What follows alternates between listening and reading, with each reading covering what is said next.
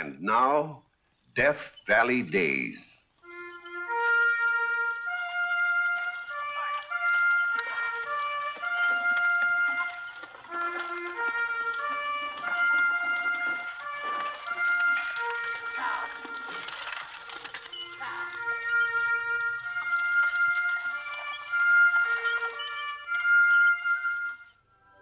Howdy, folks. I'm the Old Ranger, and I have another interesting true story for you about the historic Death Valley country. Mention Death Valley, and the first thing everybody wants to know is, what about Scotty? What was he like? Did he really have a secret gold mine? So tonight I'm going to tell you the true story of this legendary character, who for over half a century kept the world gaping and guessing. Death Valley Scotty.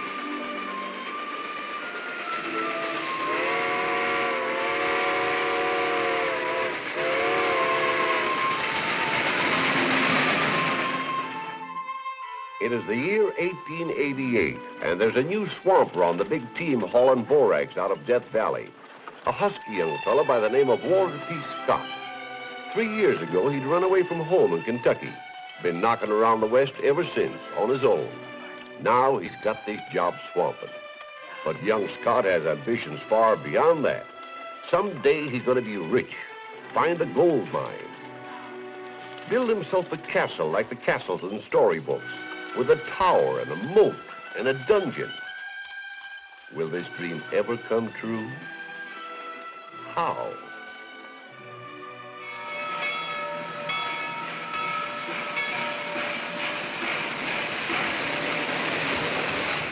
Something about Death Valley, once you've been there, gets in your blood.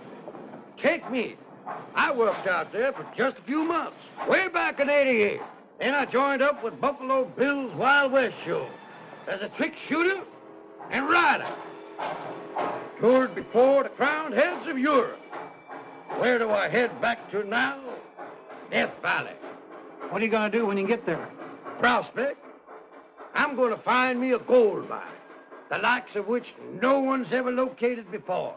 It'll be so rich, the whole world will be talking about it. You've been traveling with press agents too long, son. You don't believe me, but I'll show you. I reckon you think I'm crazy, too, don't you? Bragging like this. Not when you've got your whole life ahead of you to make good. Sure, I'm only 27. That's just my age. But I've only got a few weeks to live. Consumption? No. Train wreck. My father was killed outright. My back was broken. I told him that if I had to die, I'd like to die out west. Why die at all? Would you care anything about living if you knew you could never walk again? I'd get up and walk. Oh, I'm sorry. You're talking to a man who's never had a sick day in his life. No wonder you feel you could lick the world. The carry-all from the sanitarium is here, sir. I don't want to go to a sanitarium. Be surrounded by doctors and nurses. But you need care, Mr. Johnson. Would you? You mean, will I ride herd on you? Sure. I'll take you into Death Valley with me. Death Valley? You can make it on a spring wagon. A blanket on the ground under the stars. Meals cooked over a wood fire of pinyon, mesquite. Mountains all around. Millions of years old. And silence. Thanks. By the way, my name is Albert Johnson. I'm Walter Scott. But you can just call me Scotty. A wonderful place, Death Valley. Just one short year of Scotty's way of life in the desert brought to Albert Johnson the miracle of complete healing. Tired? No. No, I just want to take one more look back at that view so I can visualize it when I get back home. Home? I'm going back to Chicago, Scotty. When? Now. I got no excuse to stay out here any longer. I'm cured, thanks to you. But I thought It's time I got back to work again. After all, I got a business back there. You got business out here. Business? That gold mine you're going to locate. Oh, yeah. Well, stay out here. We'll locate it together. No. Now, you're the prospector, Scotty. My field is insurance. There's gold in them thar hills, too, you know. Johnson, I hope you strike it. If I do, just remember we're partners. That goes both ways. If I find my gold first. Thank you, Scotty. And so each one went his own way. Scotty to prospect in the wilds of Death Valley. Albert Johnson to occupy an executive's desk in a Chicago skyscraper. Worlds apart, these two in every sense, yet their trails destined to cross again someday, when one or the other of them had struck it rich.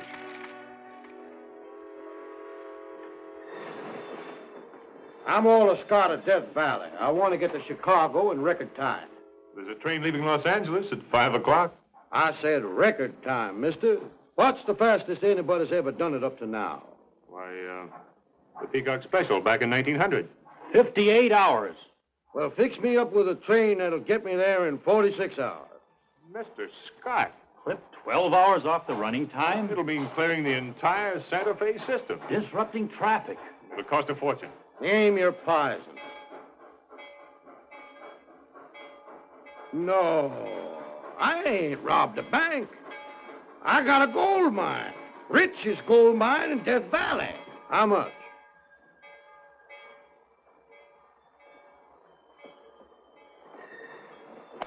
$5,500. 1,000, 2,000, 3,000, 4,000, 5,000. 500. And here's another 2,000 says you can't make the run in less than 46 hours. The Santa Fe doesn't bet, Mr. Scott. When do I start?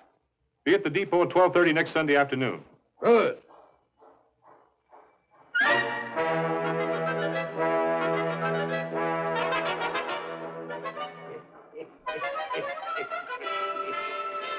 And don't forget, I wear a second sock.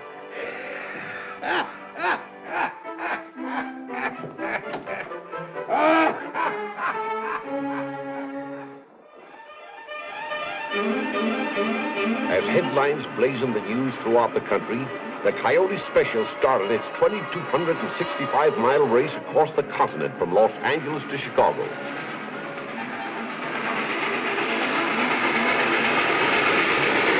Scotty himself did the firing most of the way. No Pullman car for him.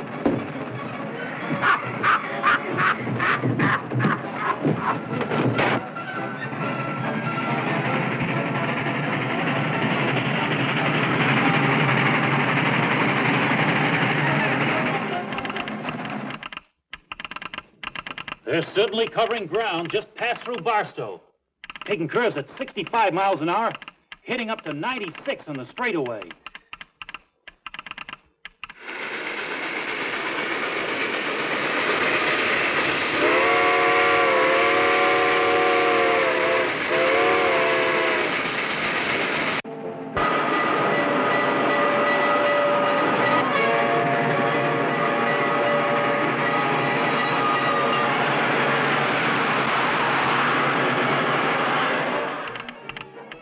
They've crossed Raccoon Pass and are on the Great Plains. They covered 203 miles in 194 minutes. That's an average of 63 miles an hour.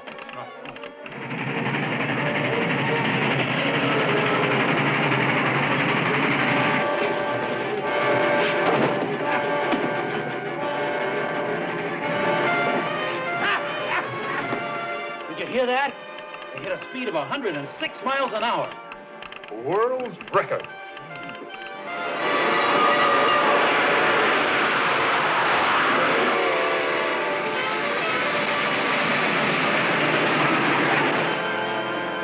Exactly 44 hours and 45 minutes from the time he left Los Angeles, Death Valley Scotty stepped from the train in Chicago.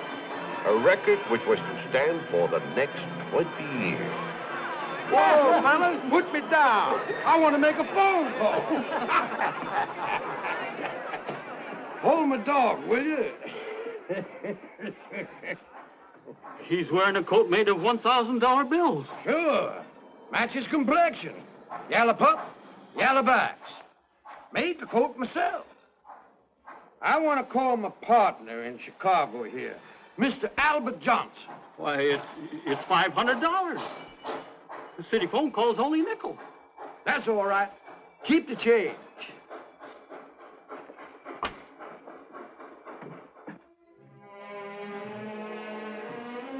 Yeah, I sure had that train flinging cinders. And when I got here, they carried me into the depot like a conquering hero. Sounds like you really had a time for yourself, Scotty. I sure did. Put your dough away. This is my celebration. A money burner from Mojave. That's what they call me. Yes, sir.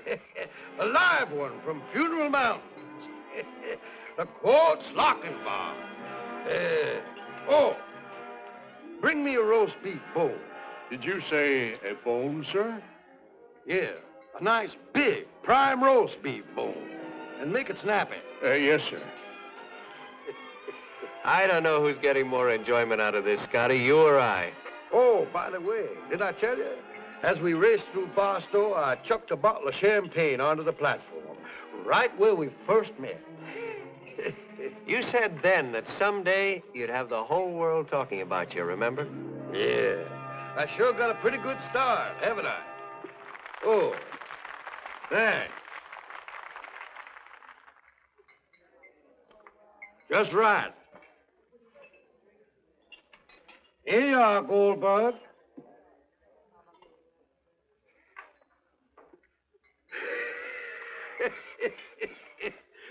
Keep the change.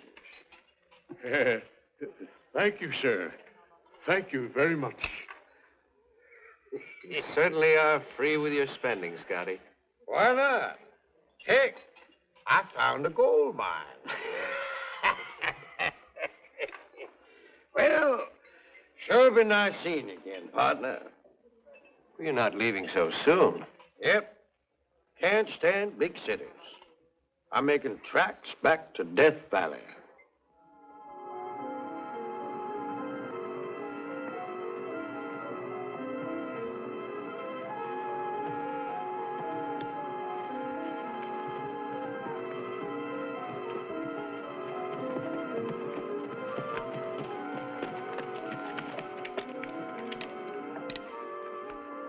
Sure sticking a rough country. I'm getting a belly full of trailing them. My canteen's empty and my hide's cracking. He's got to lead us to water sooner or later. Well, better be sooner. I don't care if it does mean finding his gold mine. I can't take much more of this.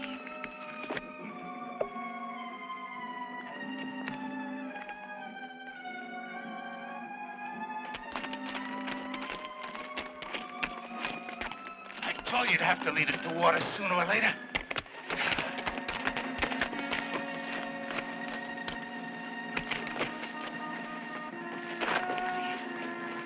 Hey! Look out! I don't believe it. I wouldn't if I was you.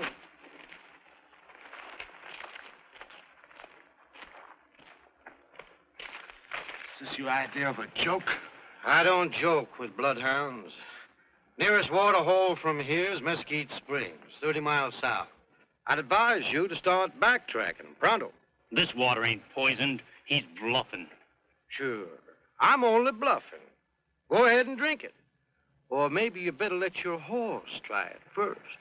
The old man might as well be dead himself as to lose his horse out here.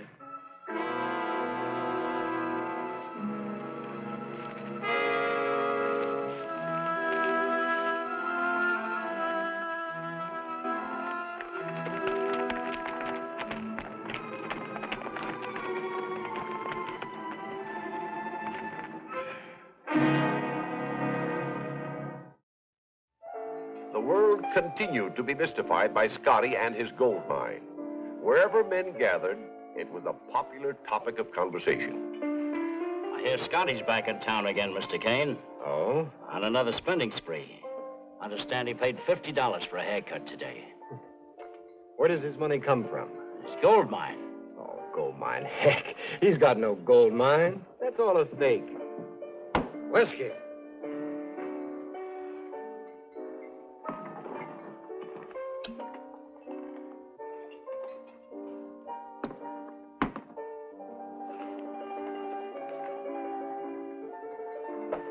So I'm a fake, am I?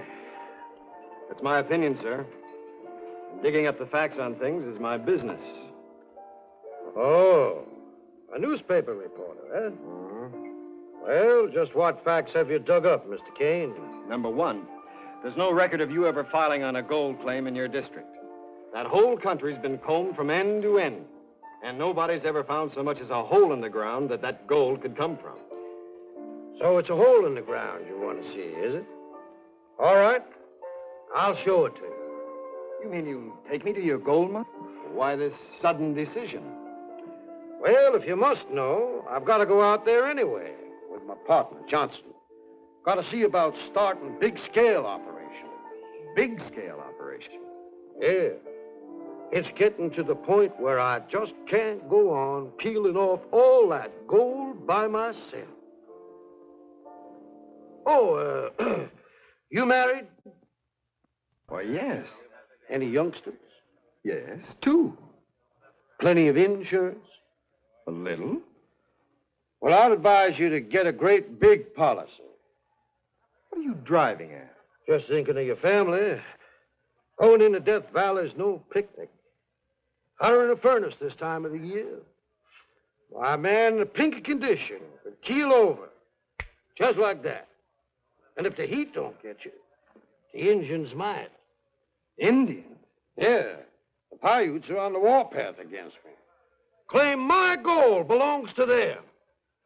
Try to dry gulch me every time I go in there. You mean kill you? Kill me dead. Almost got me 2 weeks ago. Thought I was a goner for sure. They jumped me all of a sudden. I didn't have a chance to run. So I had to shoot it out. I don't know how many there was, but they came at me from all directions.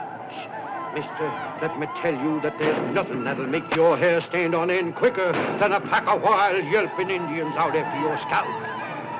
I figured they had it this time, and so did they. But I kept pouring lead into them until my guns got so hot you could have branded a steer with them. But for every one I plugged, there was 2 more to take its place. I couldn't even make a dent. Yes, sir. That's the closest I ever come to stepping into the great beyond. How'd you get away? 20 mule train came along. Swamper and his helper pitched in with me. If they hadn't, the barbers in this town would have lost a mighty good customer. Well, meet me in my hotel in an hour and we'll get started. You'd better go ahead without me. What about my mine? Don't you want to see it? At the risk of my scalp? No, thanks.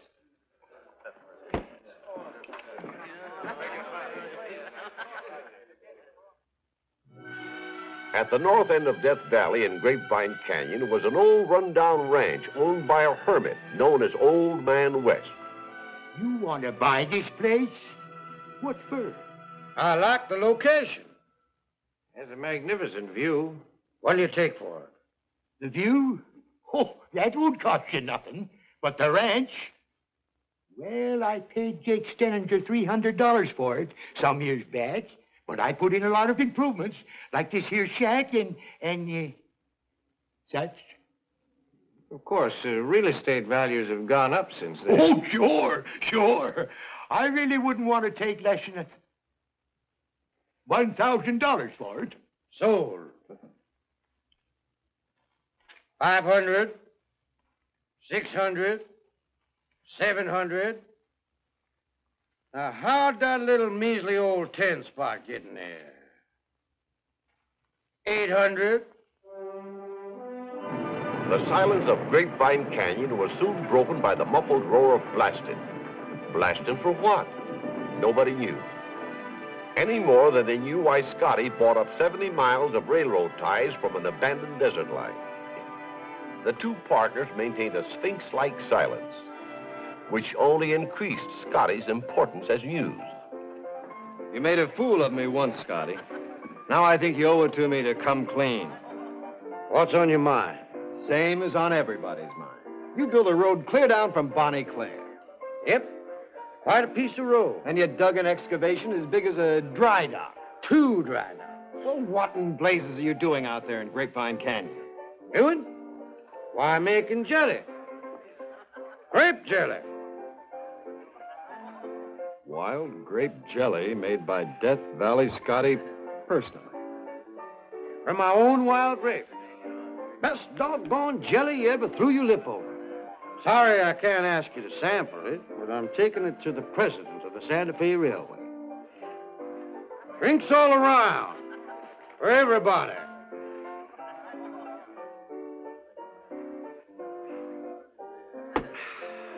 Nice seeing you again, Mr. Kane.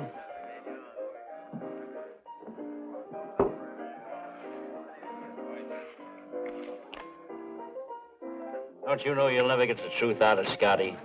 Maybe not. But I know someone who will.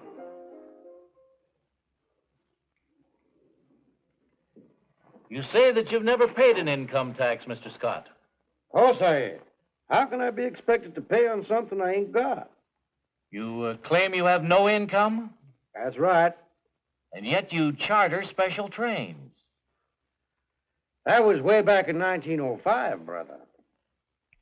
And you've been spending money like water ever since. Ain't no tax on water, is there? Mr. Scott, what is your occupation? Prospecting? What do you live on? Hopes. Like all prospectors. Ain't no tax on hopes, is there? Then how do you explain this castle of yours Castle? in Death Valley? Oh, I got a piece of land up there with a shack on it. But no castle? Every man's home is his castle, mister.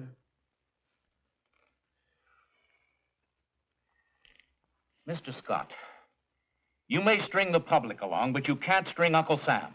I'm going to Death Valley myself and get to the bottom of this. Do that. And I'll give you some of my wild grape jelly. Ain't no tax on jelly, is there?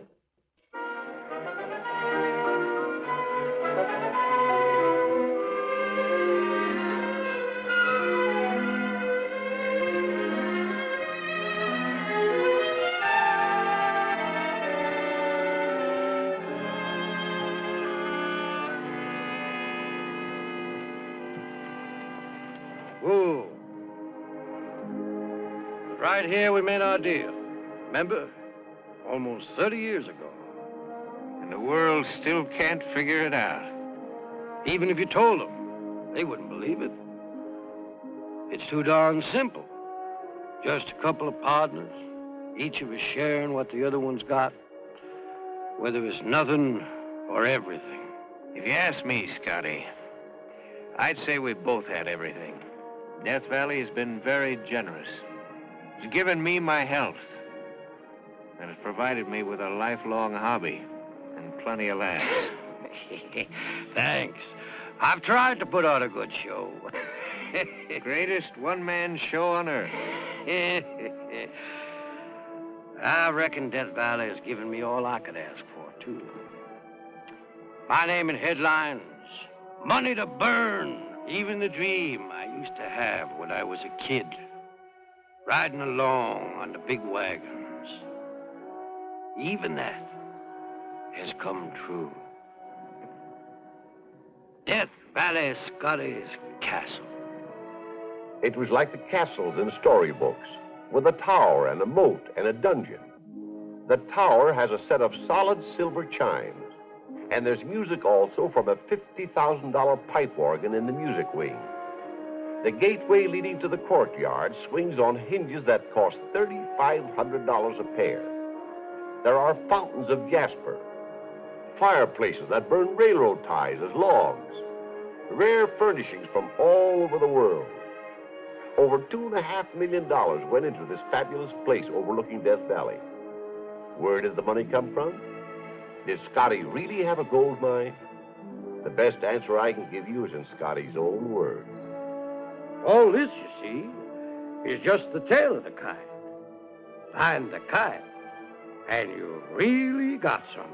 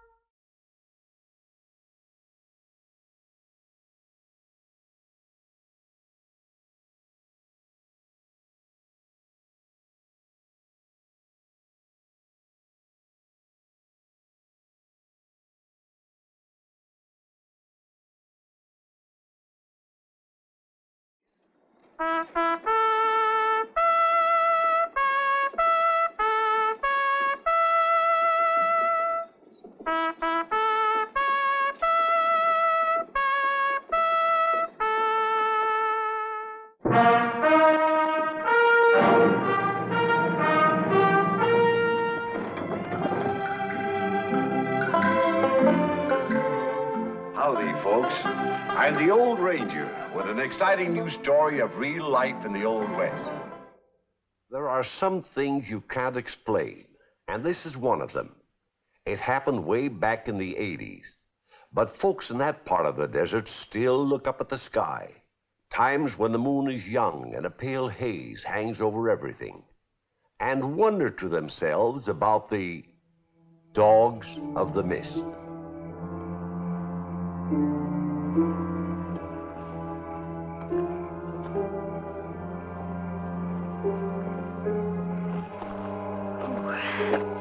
Cold, honey? Oh, someone just walked over my grave. You should have worn a coat. Oh, we're almost home. Aren't we? Don't you know? Everything seems so unnatural in this light. Even familiar landmarks. Like your own husband.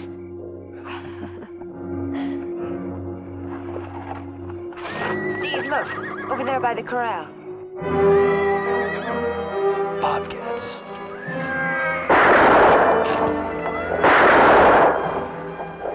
I got them both, I think.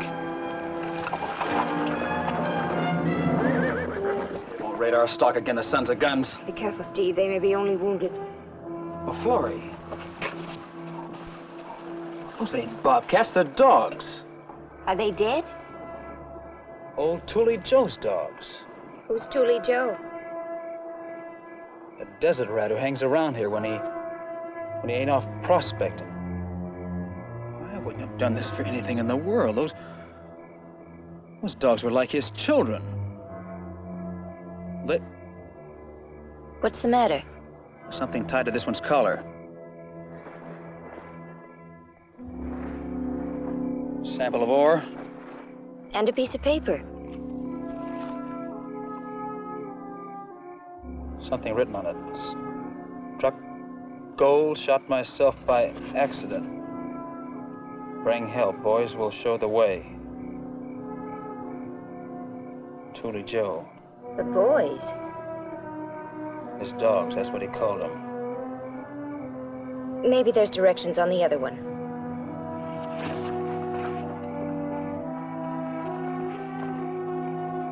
Hurt bad. Follow the dogs.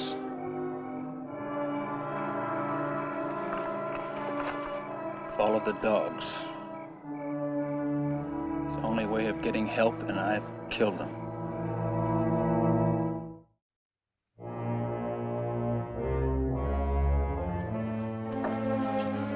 I couldn't sleep all night, thinking of Toolie laying out there in the desert somewheres, waiting. Well, nothing to do, I guess. Get a posse together, go out and look for him.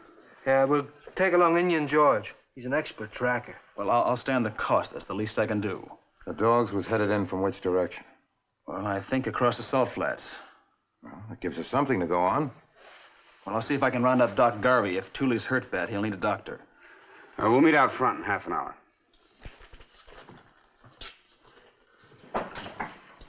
Oh, I'd better take these over to the assay office. Show them to Alec. Might give us a clue. Oh, well, good. Anything that can help us find them. I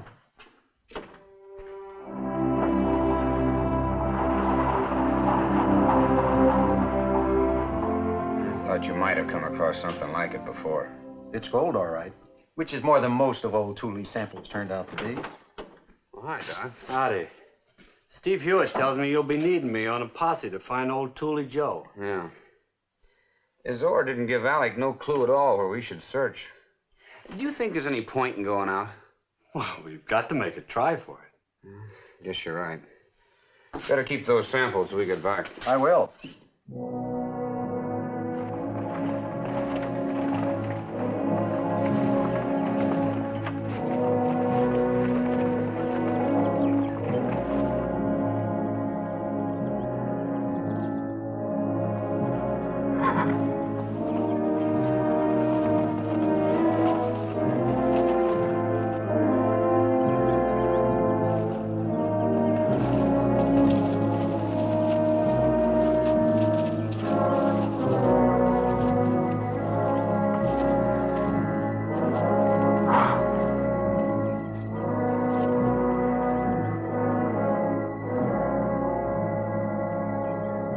Nothing. Well, we better fan out. We'll meet at Rattler's Bend at sundown. Pitch camp there. Well, if we don't have any better luck, I'm going home.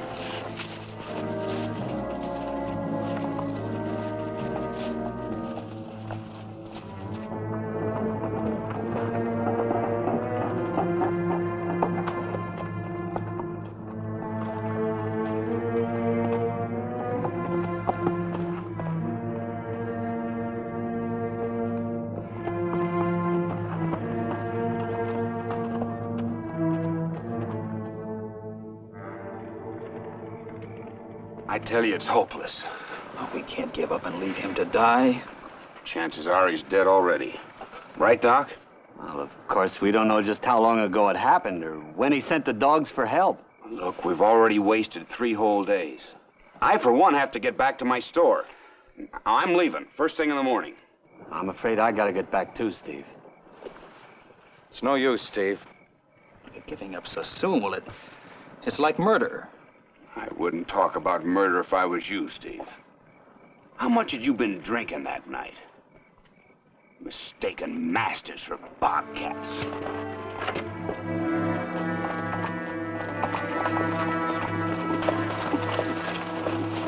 Well, I'll leave you here. Much obliged to you all. All right, Steve. Is that where you buried him? Huh?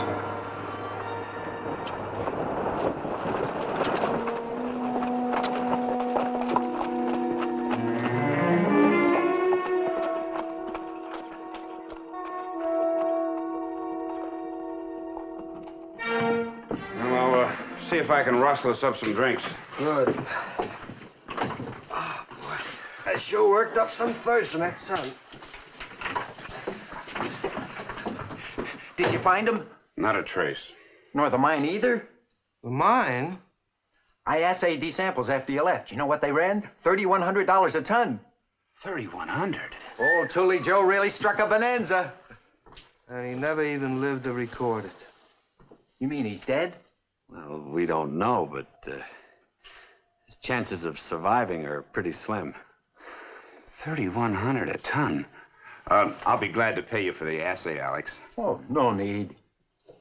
It's only fair, since half the claim would be mine anyhow.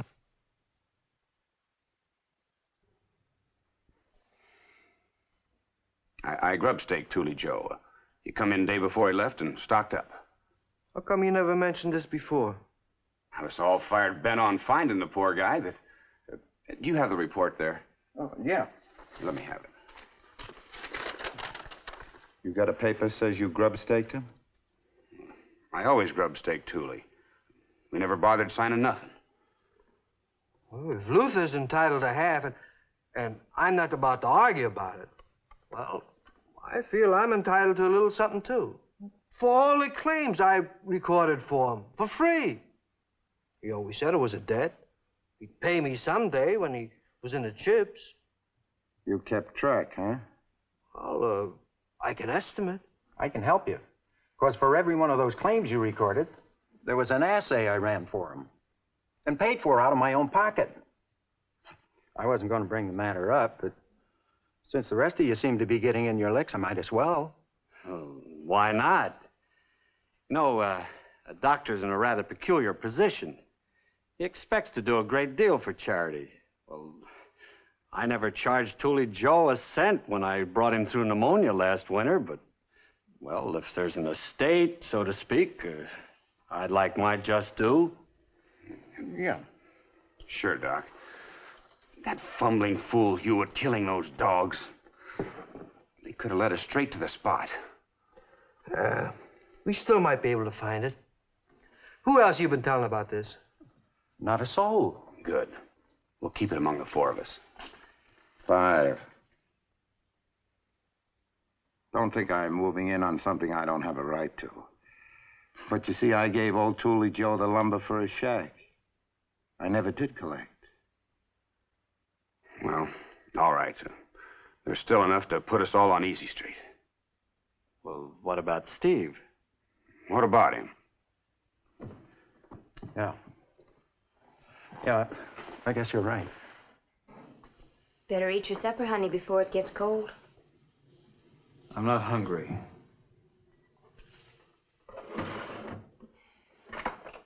Steve, you can't go on like this, fretting yourself sick. What's done is done. I as good as murdered him, Florrie. You've been saying that now for a month. It's true. Well, you had no way of knowing. I thought they were wild animals, too. In the mist and the moonlight. Poor devils. Coming to fetch help.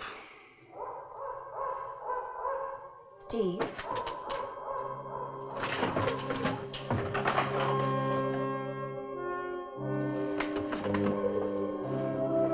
What's the matter?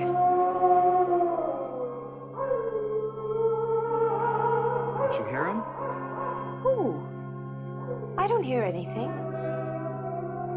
They're calling, Florrie.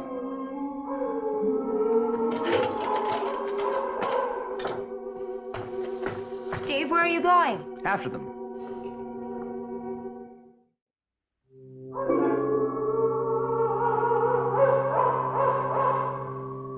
Toolie! Toolie!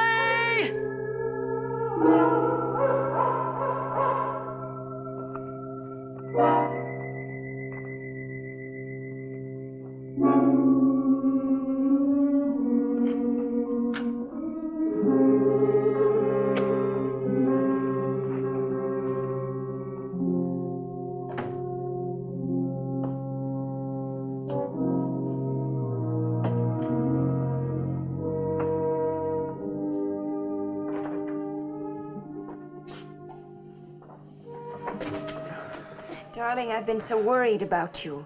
Where did you go? I followed them for miles. Who? The dogs.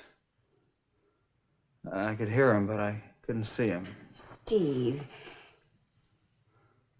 Suddenly the barking stopped. I lost him. Steve, I'll make you some coffee. You look all in.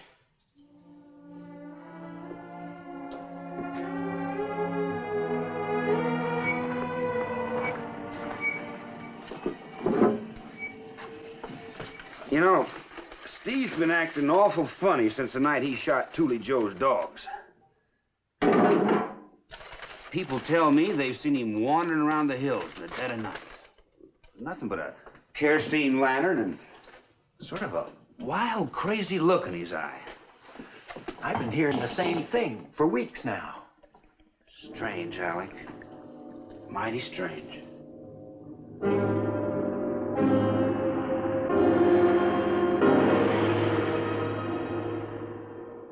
We're down to our last can of kerosene. I'll get some next time I'm in the store. We need wicks, too. I've been reminding you for weeks. I haven't been in yet. Why not? Busy? Folks don't hold it against you, honey, for killing the dogs. That's what you think. They've forgotten all about it by now. Well, I haven't. As long as I live, I'll never forget or forgive myself. Toolie Joe was an old man, Steve. He had no family. Steve?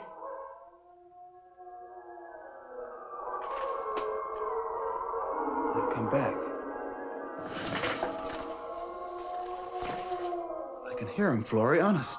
I don't hear a thing. You can hear him now, can't you?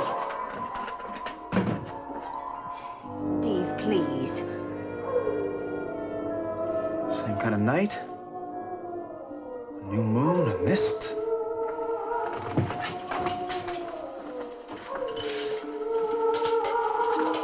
Steve, you're imagining things. There's nothing out there. I'm going after him. Dogs are dead. You killed them yourself 2 months ago. Toolie Joe is dead by now. He must be. Steve, come back!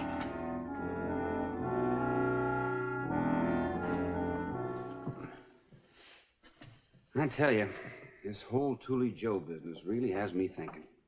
Me too. Good evening. Evening. Evening. Hi. Alec and me were just talking about Toolie Joe. I guess we can chalk it up as another lost mine. That's funny. Old Toolie not giving any idea of the location when he sent for help? Well, I guess he has so much faith in those dogs of his. Did it ever occur to you that Steve Hewitt might know something we don't know? What do you mean by that? Those messages were on rough scraps of paper. Easy enough to tear part of it off. If he knows where that mine is. Mind you, I'm not saying he does. Well, has anybody seen Steve? Some folks said they saw him wandering around the hills at night. But personally, I haven't seen him for weeks. Me neither. He ain't even been in town. Well, evening, Mac. Oh, howdy. Hello, Mac. Have you seen Steve Hewitt lately? No. Don't believe I have. Could be he's avoiding us. Could be he's prospecting. I suggest we pay a call on Brother Hewitt. Tonight. Tonight? What for? Gold, maybe?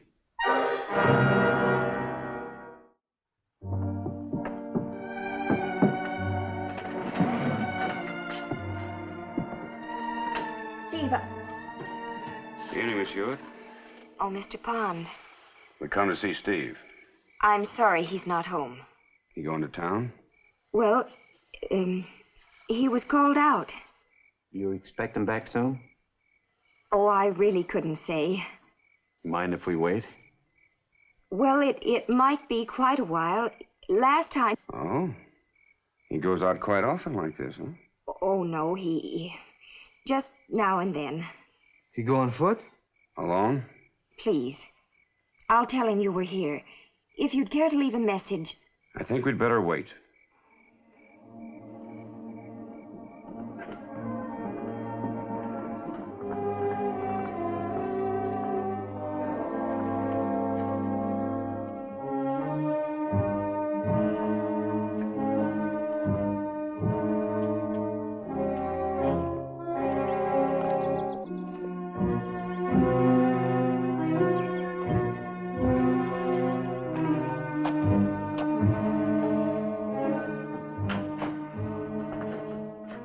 Waited up for me, honey.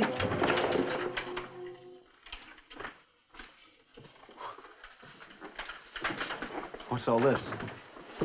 Steve, you wouldn't be trying to double-cross us, would you? What's that supposed to mean? The rest of us have claims to that mine.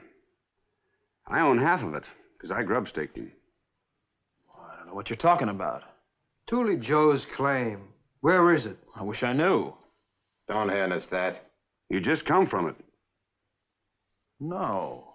Then where did you go? I just went out. Where? Just out. In the desert? Yes. Why? Looking for Toolie? A dead man? You're lying. You've been out digging gold. You go out regular. Your wife told us. No. No, only when he hears... When he hears what? Nothing. Steve, where is that mine located? I don't know. Where is it? I swear I don't know. Stop it! Stop it! We'd better leave now. I think we better.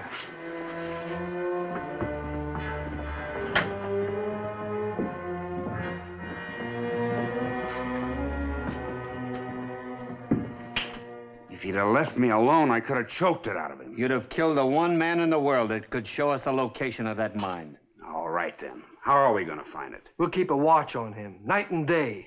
Especially night. We'll trail him wherever he goes. We're working shifts. All right, then. That's what we'll do. Steve, you buried those dogs yourself, 3 feet underground. Why do I keep hearing them? You don't, dear. You've just let the whole thing prey on your mind. Are you trying to tell me I'm crazy? Darling, promise me you won't go out there again, please. Well, you do think I'm crazy. It's just that I'm so afraid one night you'll follow them and never come back.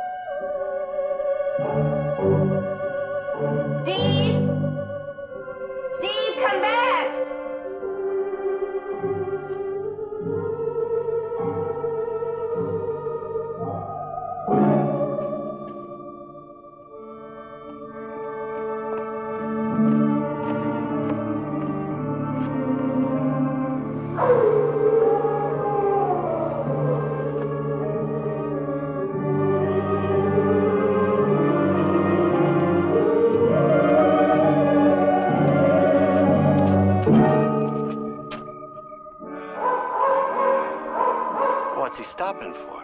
Think he hears us? He hears something.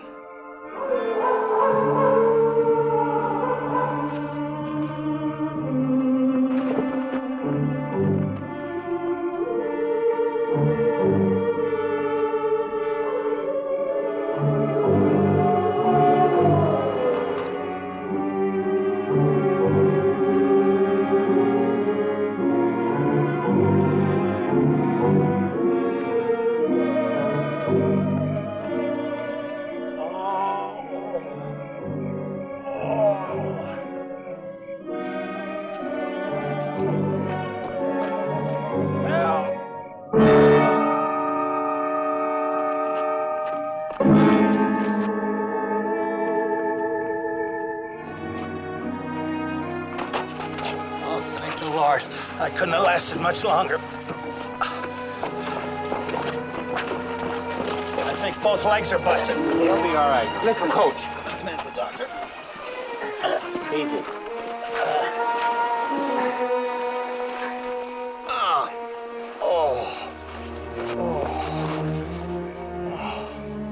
It's nothing serious, I'm sure. What in God's world ever brought you out here at this time of night? I don't know. I guess you could say it was a miracle. I was praying it was Thule. Thule? Well, he's dead. I know that now. But I did get a second chance.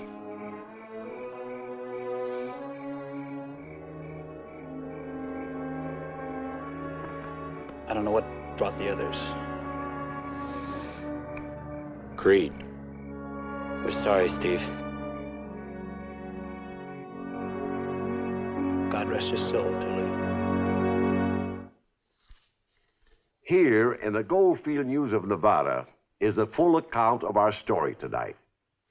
The lost mine still remains lost, one of the great mysteries of the Southwest Desert.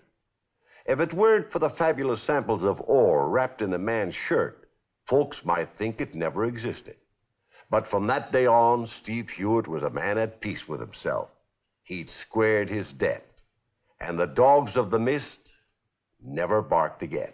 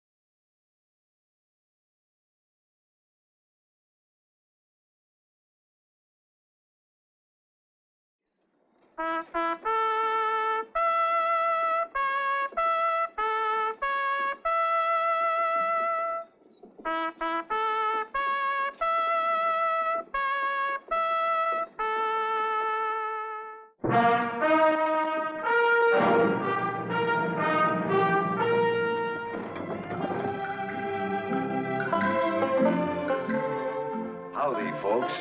I'm the Old Ranger with an exciting new story of real life in the Old West.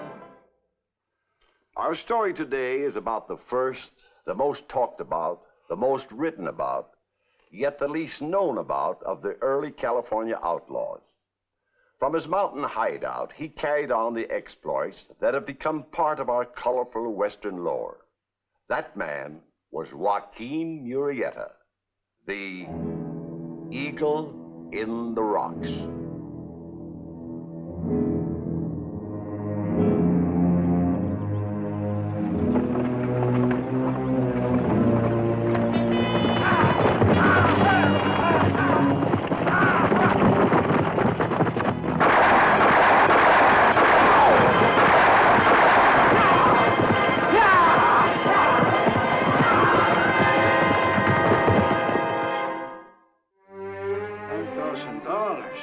That is quite a big reward. Oh, congratulations, Joaquin. They raised the price on your head from $5,000 to $10,000. That's very flattering.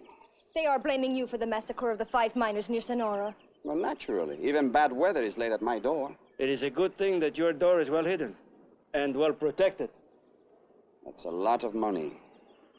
And so many people facing starvation. It must be a great temptation. Not for 10 times 10,000 would one of our people betray Murrieta. Did you bring this? See? You did well to bring it. Here. I'll take you back to town. Oh, it wouldn't be safe for you to show yourself in San Lorenzo. Nobody knows what I look like. Most people think that I have 2 horns and a tail. Now, I will go with you. No, Manuel. Your hand is practically a calling card. If you were recognized as Three Finger Jack, they would surely know that he is Murrieta. I think we should take our men and go into town and kill off the gringos. That is not our way, Manuel. You know that. Let's go.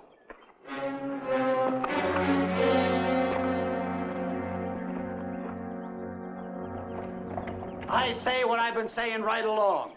How much more are we going to take from Murrieta and his cutthroats? How much more than killing 5 innocent miners? I am telling you that now is the time to get rid of that murderer once and for all. Well, how do you figure to do that, Joe? Well, nobody's ever caught up with him or even knows what he looks like. There's only one way to do it.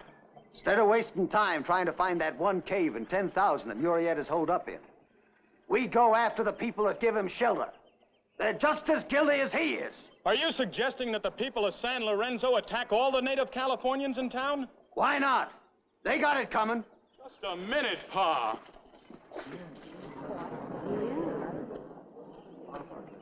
Look, I knew you were fired up on the subject, but I didn't think you'd get around to inciting a massacre. If they clean out peaceable, there won't be no massacre. Otherwise... Otherwise what? Otherwise, we wipe them out. Looks like you and your boy don't see eye to eye, Joe. Him and me don't see eye to eye on a lot of things. Look, those people over on the other side of town aren't bothering anyone. Hey, you. If you like that rabble so much, why don't you go over to native town and live with them? Look, it's time you realize that the war with Mexico is over for nearly 2 years. My boy is forgetting that his brother was killed in that war. I'm not forgetting anything, Pa. But he was a soldier, killed by soldiers in the line of duty. Now, the people on the other side of town didn't do it. How come you're always taking sides against me? I'm not taking sides, Pa. I'm just trying to stop you from doing a terrible thing.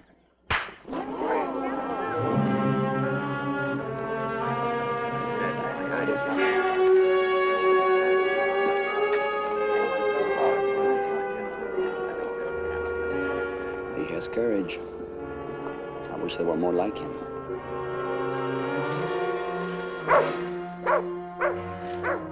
Gotta be coming out soon. And if he's so much in love with native town, we'll make him a present of it. Here he comes.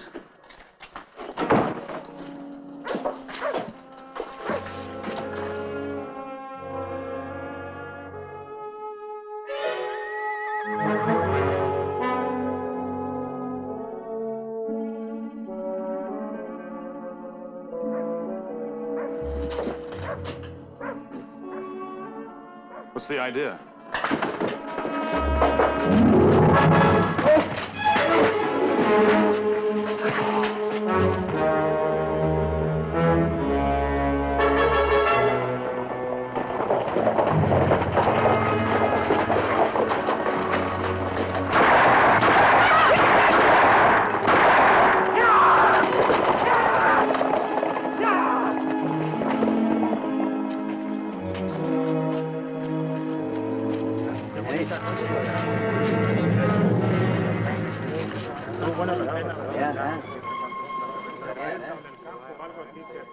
I have seen this one before.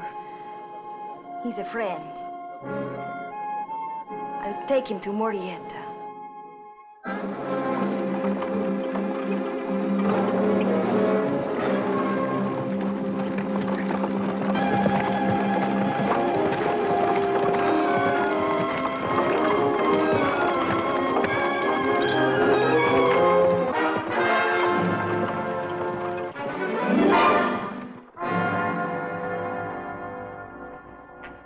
Visitors are coming, Joaquin.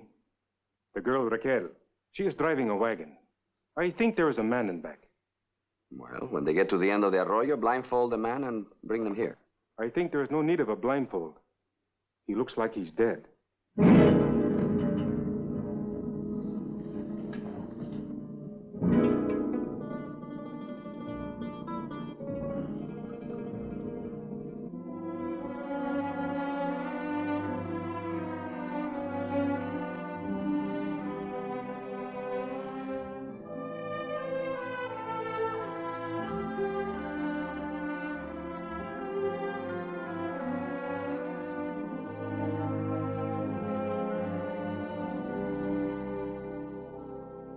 Have I been out long? Since last night. Thanks for the medical attention. Thank Raquel. She brought you here this morning and patched you up. Thanks, Senorita. Yesterday, I heard you speak in our defense, Mr. Andrews. You're Joaquin Murrieta. Mm-hmm. And you are the son of that rabble-rouser in San Lorenzo who blames me for the murder of those 5 miners. It's no secret that I have an army back in these hills. Right now, it's the biggest army in California. If the people of San Lorenzo try to carry out their threats, we'll have to move in. And I'm afraid a lot of people will get hurt. including your father. But my father hasn't always been like that. But when my brother was killed, well, Pa took it pretty bad. He's been blaming all native Californians for what's happened to his son. Many of us lost dear ones in the war, and since, not all of us can afford the luxury of bitterness. She watched her father and mother shot down by drunken riffraff. I'm sorry. Don't waste your sympathy, senor. It is not an unusual story. Joaquin himself saw his brother hanged without a trial.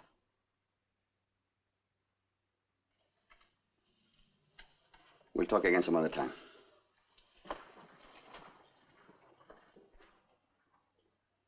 Senorita? Could I have a drink of water?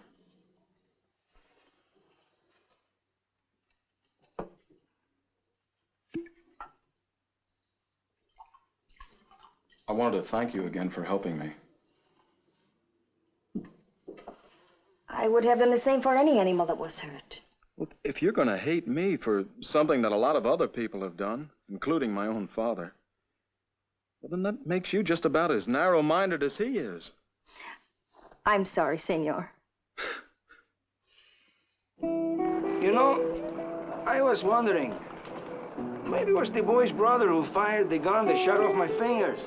Sure, Manuel, sure. And maybe it was your bullet that stopped him for good. Who knows? See? You know, I got even with him pretty fast, huh? I wonder if I could get to the boy's father and try to reason with him, you know? There is only one way to reason with a man like that.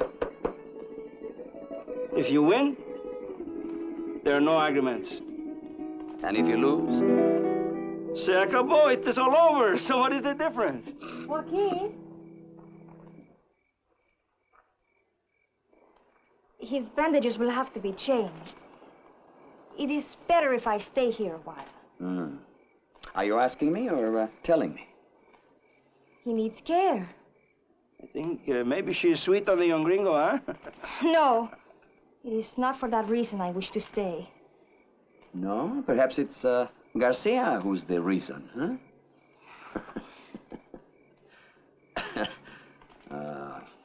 You have my permission.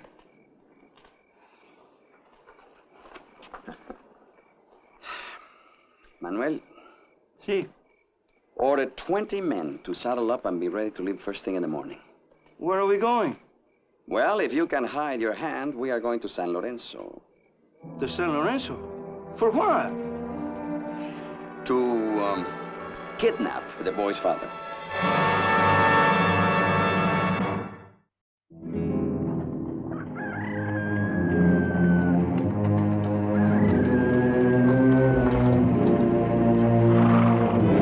You are becoming more famous every day, Joaquin.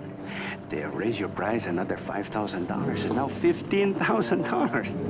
Life was far less complicated when I was a poor $100 outlaw.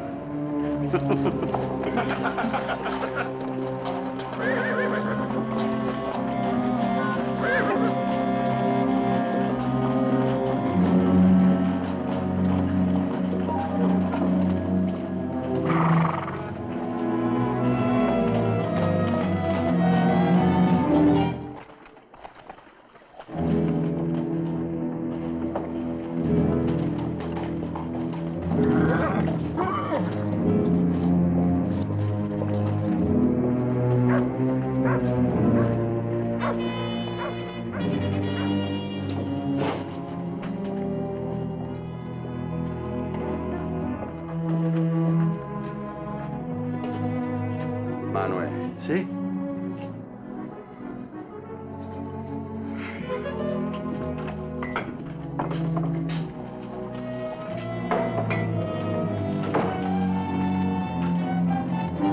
Be right with you.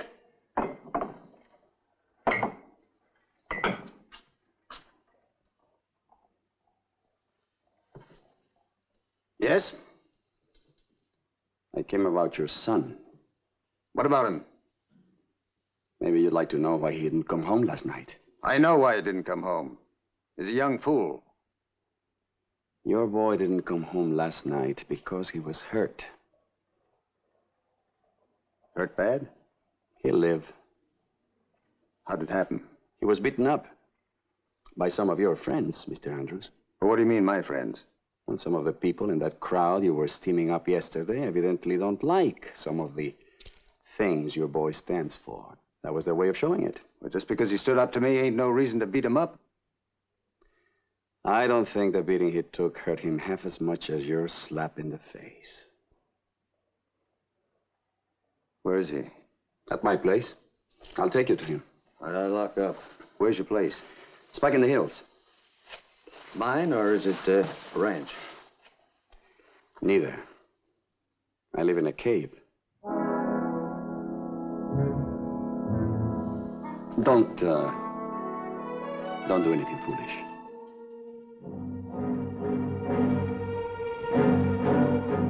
Did you say something about locking up, Mr. Andrews?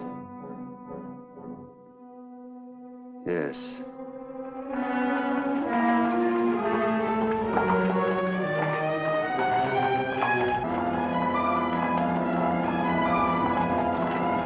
Oh, Joe. Where are you going? These are friends of mine. Friends? Well, they're friends of my boy. The way I hear it, friends of your boy are no friends of yours. Well, they got some land that I'm interested in, and I'm going out to look it over. I see. I was just wondering.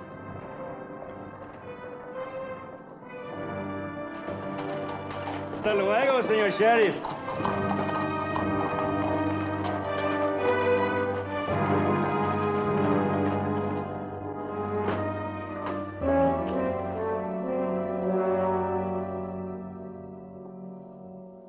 Bienvenido.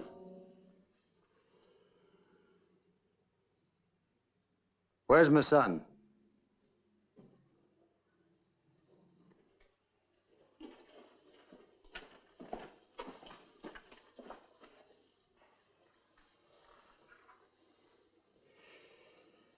How's your patient? He's better. I think it is only his heart that still hurts a little. Hello, son. I'm sorry you got beat up. As soon as you're feeling better, I'll take you home. I'm not going home with you, Pa. Not ever.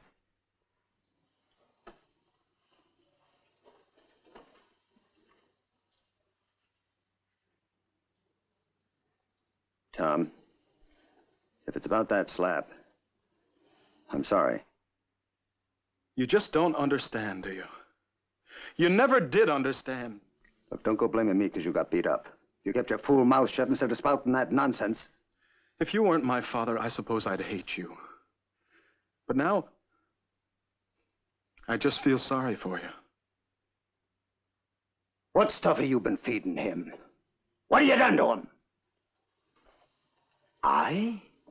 It was you who did it, Mr. Andrews. I don't know what you're talking about. Well, it's very simple. Your boy's ashamed that you're his father. That is not true. Go on, Todd, tell him.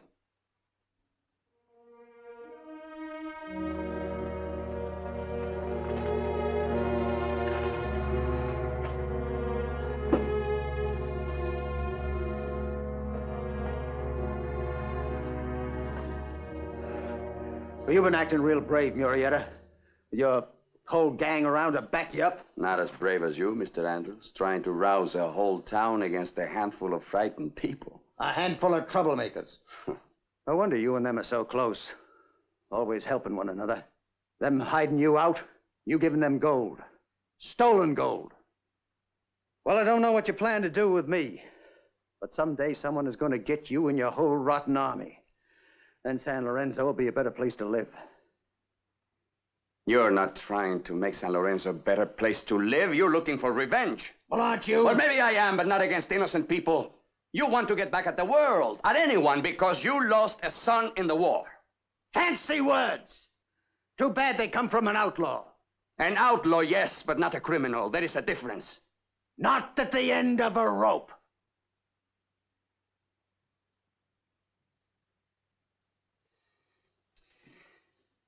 I'm sorry I brought you here, Mr. Andrews. I thought when you saw what your vicious tongue had done to your own son, I could reason with you. But you're like all the bigots from the beginning of time. A sick little mind poisoned by hatred. Those innocent miners that you murdered in cold blood would sure be interested in hearing Murrieta speak his piece. You're sure it was Murrieta who killed him? I am so sure that I had the price on your head raised $5,000.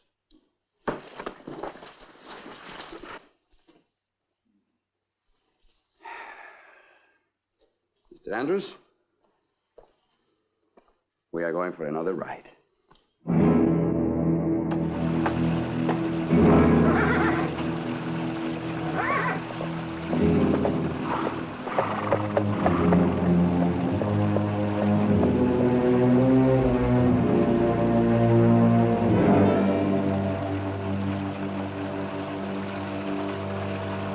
What do you want? Just looking around, if you don't mind. We do mind. We don't hold with snoopers. I'm no snooper. I figured on doing a little prospecting. I just wanted to see how a successful claim is run. Have you had it very long? Long enough. Get on your horse, mister. We're busy. Uh-huh. So this is how it's done, huh? Very interesting. The Golden Bell. Isn't this the claim where the owners were killed recently? What are you after, mister? The men who killed them. See, I don't like people pinning murder on me. It can give a man a bad name. Murrieta? That's right. Now, who's going to be the spokesman? I'll tell you who.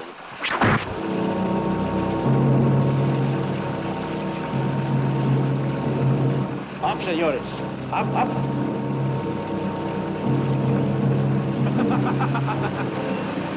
Before you jump, you should see maybe where you will land, huh?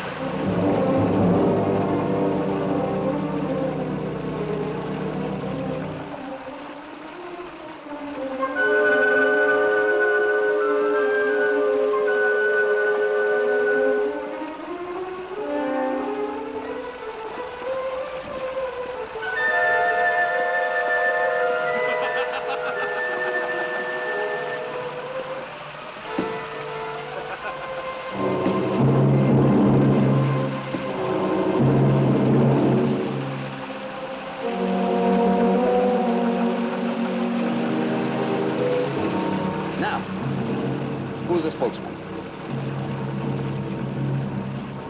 What? No spokesman?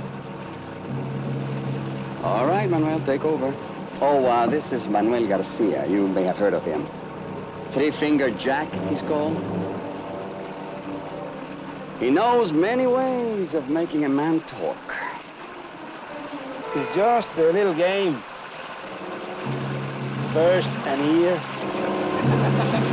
Such a nice-looking ear.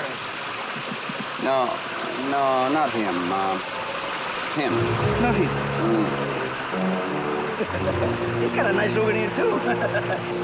Manuel. Maybe this one. This one? Oh, these ears already cropped, huh?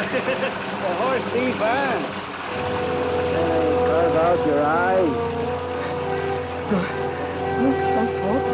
Oh, darling! Oh, dog! We killed him. We did. Tie them up, Manuel. Well, Mr. Andrews, you heard.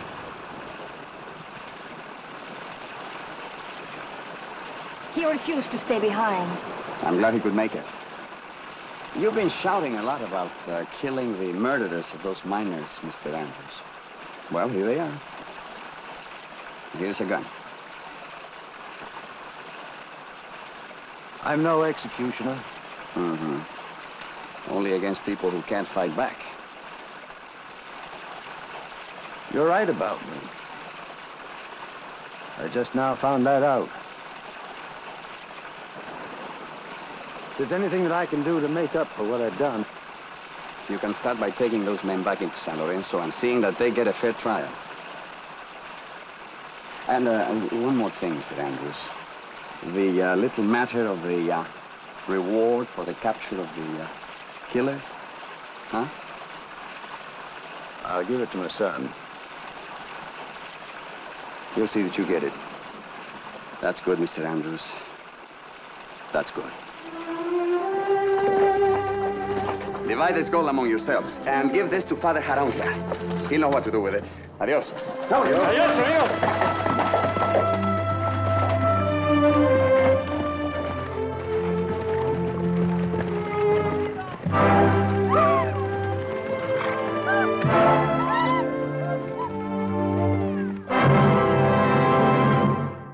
Joaquin Murrieta obviously never sat for a portrait, but there's a whole gallery of pictures of him by various artists, working from memory or imagination.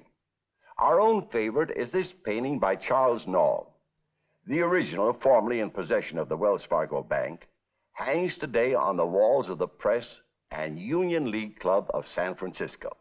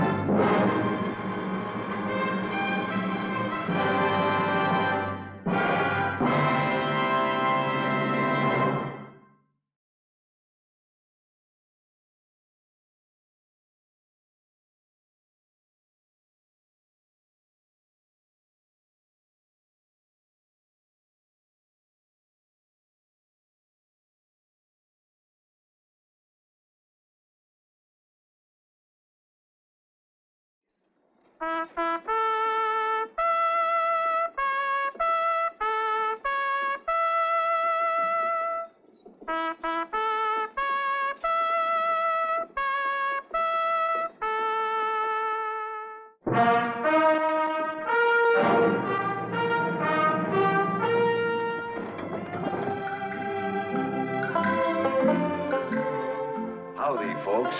I'm the Old Ranger with an exciting new story of real life in the Old West. Back in 1879, an American girl became the singing sensation of Europe under the name of Emma Nevada. She was born Emma Wixom near Nevada City and raised in Austin, Nevada. I guess local pride inspired the name. But if Emma was a bombshell in Europe, New York, and Chicago, her return to Austin had all the effect of a blockbuster. And that's the story we're going to tell. A story we call Emma is Coming.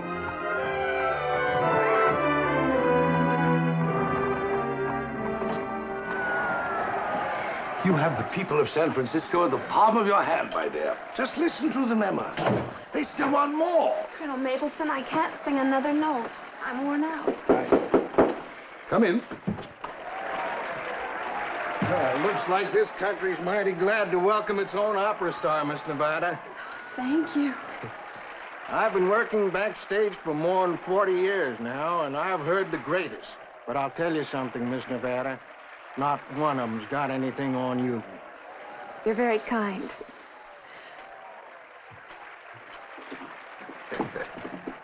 And this is only the beginning, my dear. Oh, I can't wait until we get to New York. But I don't want to go back to New York. There'll be shopping on the avenue for you and Rector's and... What? Not just yet, Colonel. I have a wonderful idea, and I want you to say yes to it. A blind promise from your manager? Oh, no, you don't. But this is terribly important to me. More than anything I've ever asked. What is it this time? You must promise not to say no. Break it to me gently. All right. This letter arrived today from Austin, Nevada, the little town where I was raised. Ma and Pa Stokes. Who are they? I don't remember, but look what they say. They'd give anything in the world to hear me sing, and that goes for the rest of the town. Well, why don't they come to San Francisco? Instead, we're going to them. Going to them? This time you really have lost your mind. You promised. Colonel, I want to give them a concert just like the one we gave here tonight. Emma, my dear, those miners wouldn't leave their saloons long enough to listen to one aria. Colonel, those miners knew me when I was a baby. Why, they've followed my career ever since I went abroad to study when I was 15. I'd rather sing for them than for anybody else in the world. As your manager, I should say no.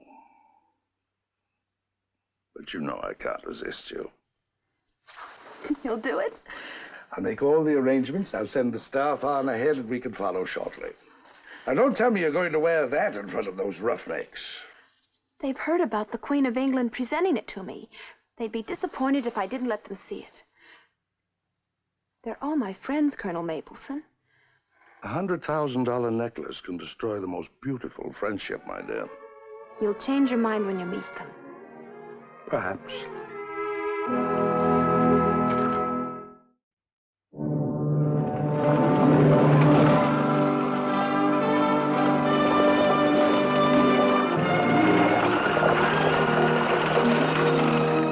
Why you insisted on traveling by stage when there's now a train, I'll never know.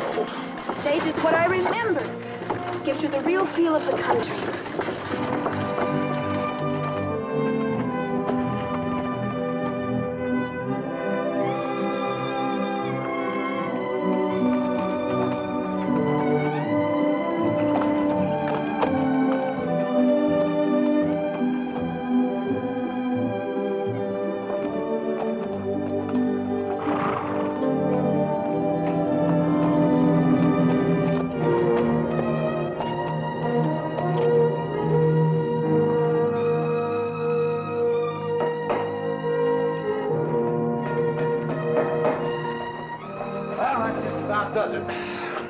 Two jokers responsible for all these signs. This ain't no joke. She'll be here tomorrow.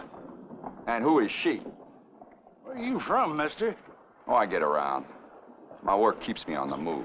Well, you don't get around here much if you ain't ever heard of Emma Nevada. The great opera star? Oh, now what would an opera star be doing coming to this hole?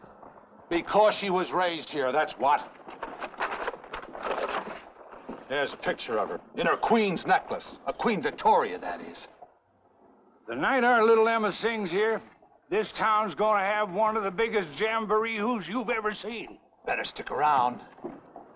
I reckon you'll have to miss it.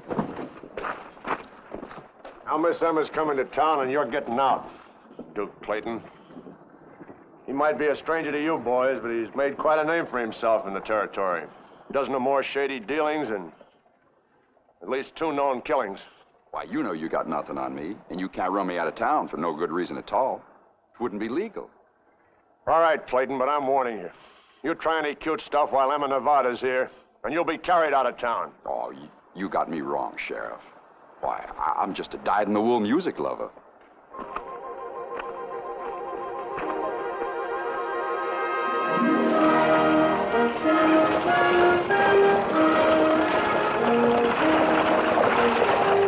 We'll be there in less than a half hour.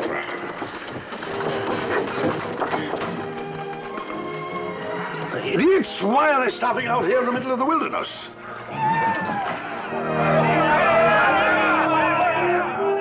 Great Scott! It's a holdup. Holdup? Bandits. Hideous-looking beasts. With guns. Hordes of them. Oh, Emma. If they find out who you are, then they'll hold you for ransom.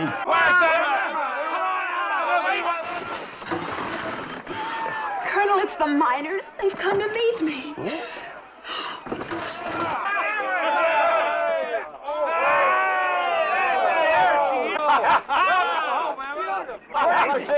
Hey, she's even prettier in her picture. Wow. Welcome home, Emma. Welcome home. No picture could ever do you justice, ma'am.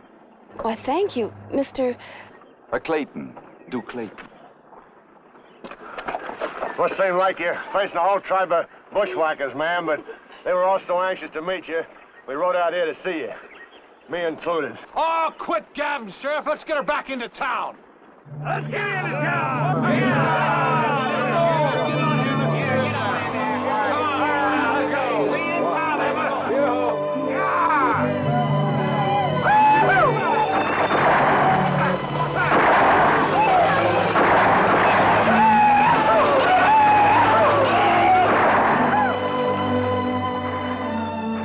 coming! Middle of the stage is coming!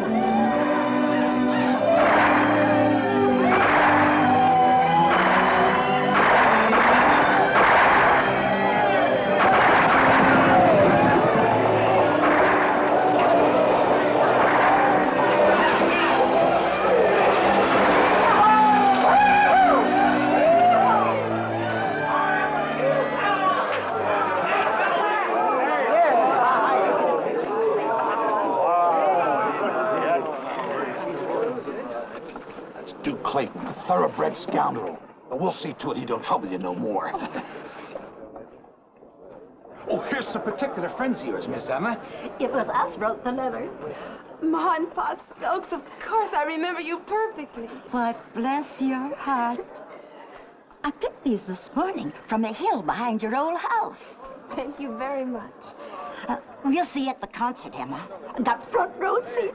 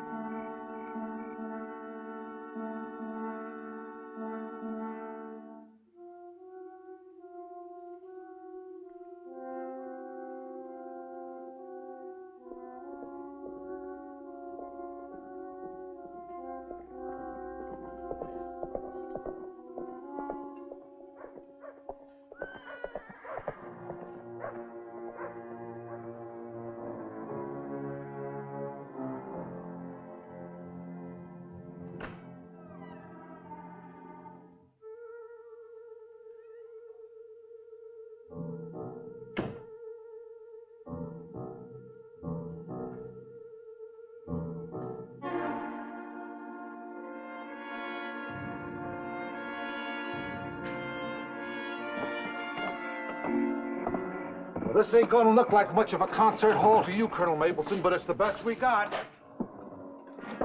I reckon we could fill it for Miss Emma tomorrow night if it was twice this big. So this is where Emma Nevada made her real debut. Yep, right up there. 3 years old she was. Signed the Star-Spangled Banner, wrapped in the flag. Just what'll be the price of the seats? Ooh, shall we say 25, 35, and 50 cents, according to location? Are them the prices you charge when you give concerts in San Francisco or Gay Paris? No, not exactly. What exactly do you charge?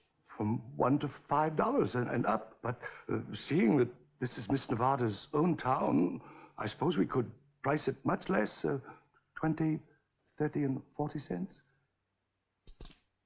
We could give the concert free.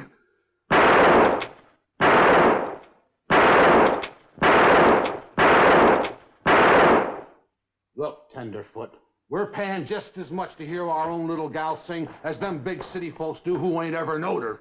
What's all the shooting about? Oh, Sheriff, am I glad to see you. These boys are giving you any trouble, Colonel, I'll throw them in the pokey. Oh, no. No trouble at all. They're just teaching me how to set prices, Western style. 6 bullet holes, that would be a $6 top. Is that right? Yeah. Let's make it 10.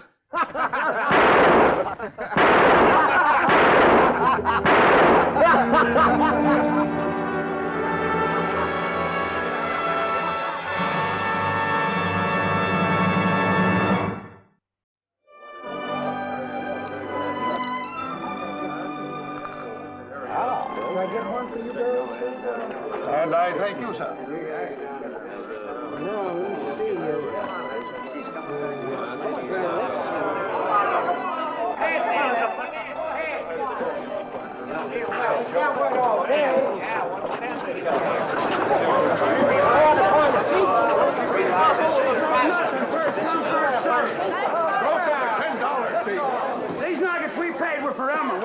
Osage, we'll take what we can get.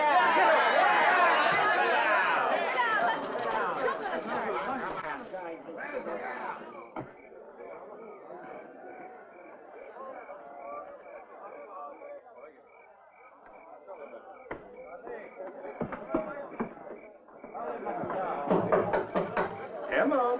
Come in. How's the house? Packed with ruffians. They've even sold standing room outside. Colonel, aren't they wonderful? I've never been so excited in my life. And I've never been so nervous in my life. Emma, promise me you will not wear that necklace. Of course I am. Well, at least I'm glad the sheriff's here. Colonel, you should be more worried about how well I sing than about the safety of my necklace. Emma, my dear. I know you'll sing your best. I will if my voice will come out. My heart's in my throat. Oh. Colonel, I must take a peep at the audience. Well, come on.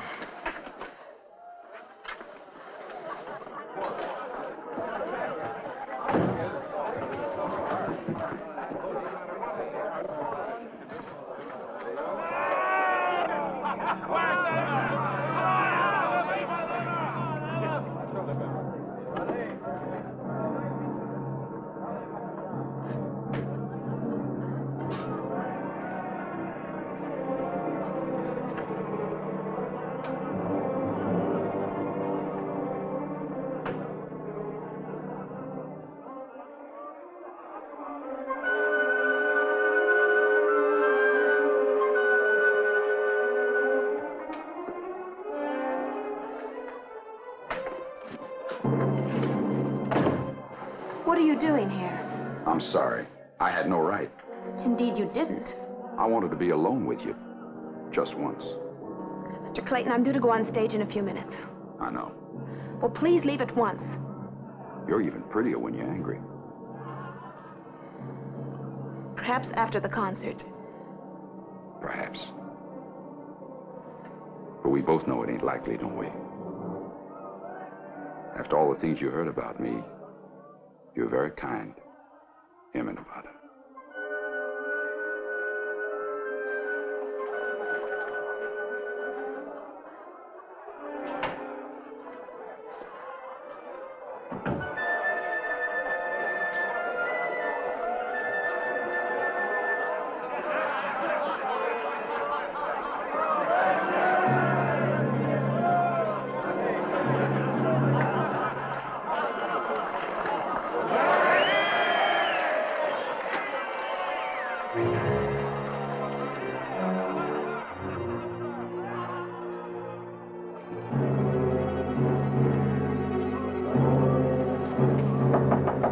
Emma?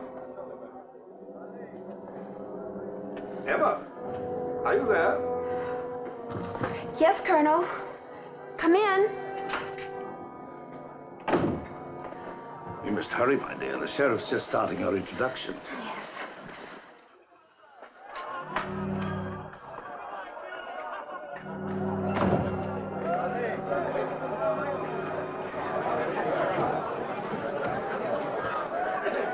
Folks, I reckon this here concert tonight is going to be just about the biggest thing we've ever had in this town. So, I reckon you won't object to me asking you to do just about the biggest favor. To take off your hats. Now, you may catch cold, but me, I may get pneumonia. So we're here tonight to honor our little Emma. So, I guess I'll just have to ask you to take the risk. Thank you, boys, and now I reckon you'll all thank me to get to get out of here and get the show started. Now, the next person that is coming out on this stage is the greatest prima donna in the world, our own Miss Emma Nevada.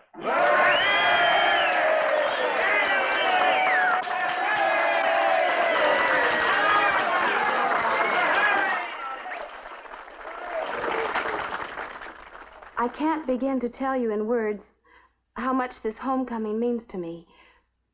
So perhaps my heart can speak to you through my songs.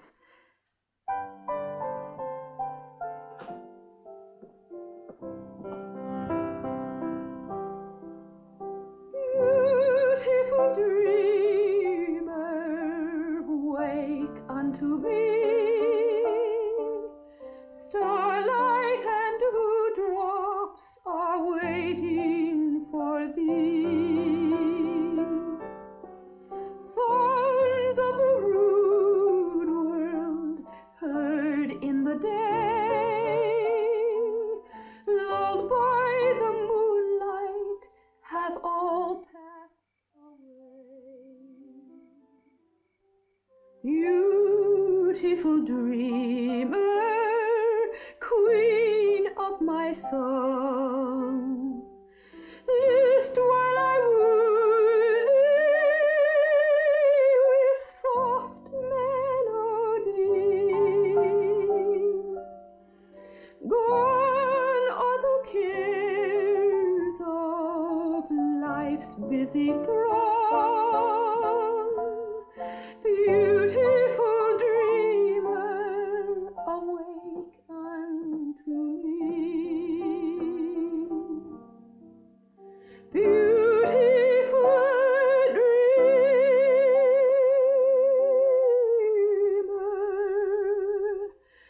awake unto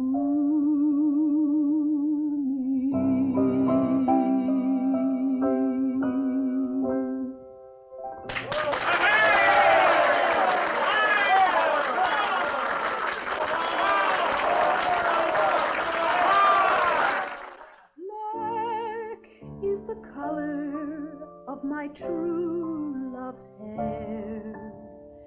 His face is something wondrous fair. Green sleeves was all my joy. Green sleeves was my heart's delight. Home, home, sweet, sweet home. There's no place like home. Oh, there's no place like home.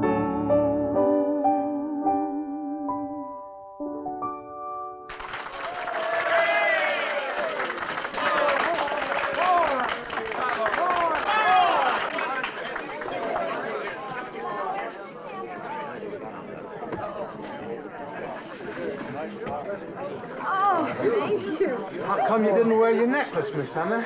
We're mighty disappointed we didn't get to see it. Yeah, I'd have sure liked to have had a good squint at them diamonds of yours. My dear, you are magnificent.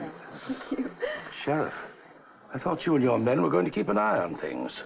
I just saw that young man, that Duke whatchamacallit, slinking out the back door. Duke Clayton? Backstage? Yes. Well, then he must have got there before the concert started. Are you sure your necklace is safe? Yes. I mean, well, of course, Sheriff. I simply decided not to wear it. Must have changed your mind very quickly. What do you mean, Colonel? I did my best to dissuade her from wearing it. Up until just a few moments before she stepped on this stage, she'd remained adamant. I remember now. When I came back to pick you up, you seemed upset. Emma, had that young Clayton been back there? Had he already taken your necklace? Is that right, Miss Emma? Did Duke Clayton take it? Sure, that's right. Anybody can tell that from the look on her face. All right, boys, let's go. No, my necklace hasn't been stolen. Get her open, hang that Duke Clayton. No, stop them, Bart. My necklace is safe in its box, please. Wait, hold it. Give her a chance to show us. Come on, Miss Emma. Yes, let's show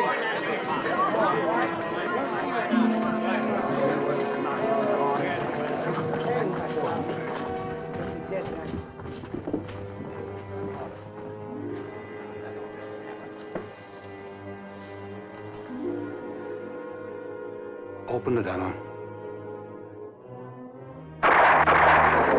We got him!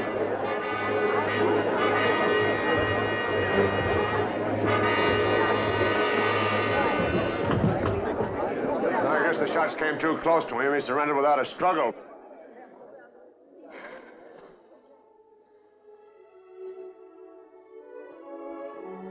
I tried to tell him. No matter what else I might do, I couldn't rob you.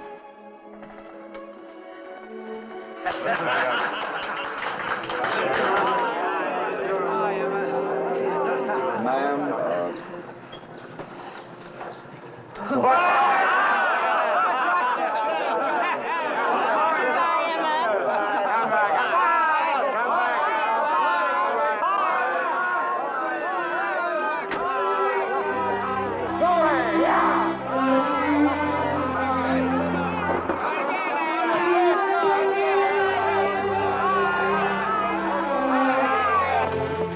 I must admit you were right.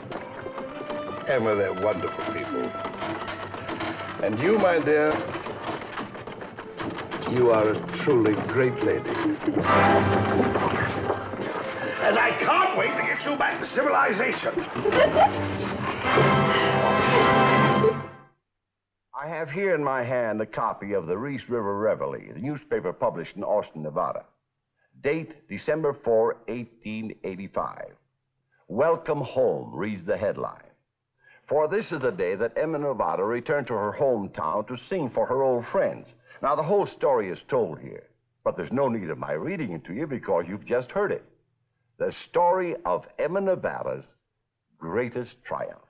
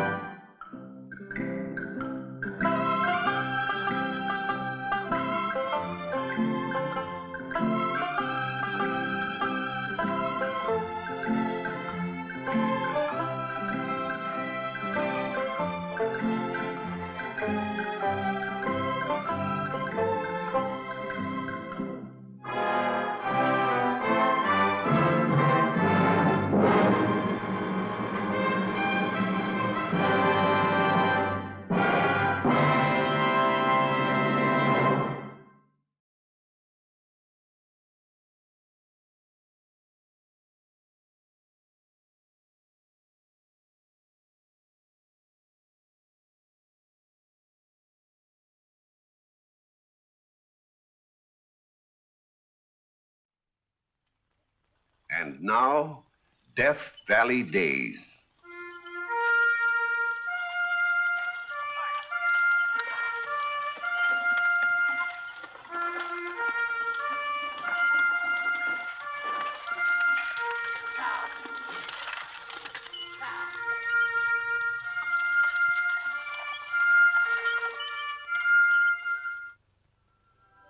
Howdy, folks. I'm the Old Ranger, and I have another interesting true story for you about the historic Death Valley country. This story I'm about to tell is laid in San Francisco during the afterglow of the gold rush. In fact, I don't know of any other time or place where it could have happened. Only a city like San Francisco, with its generous heart, its sense of humor, its sentimentality, could claim a personage like Emperor Norton. Joshua Norton arrived in California by ship in 1849 at the height of the gold rush and immediately established himself as a commission merchant dealing in all kinds of commodities. Within a few years, he had become one of San Francisco's most prosperous and respected businessmen, with a reputation for shrewdness, daring, and absolute integrity. This is the greatest operation he's put over yet. Cornering the rice market. Nobody but Norton would be bold enough to risk it. If it was anyone but Norton, believe me, I never would have gone in on it. That man can't fail. He's a genius.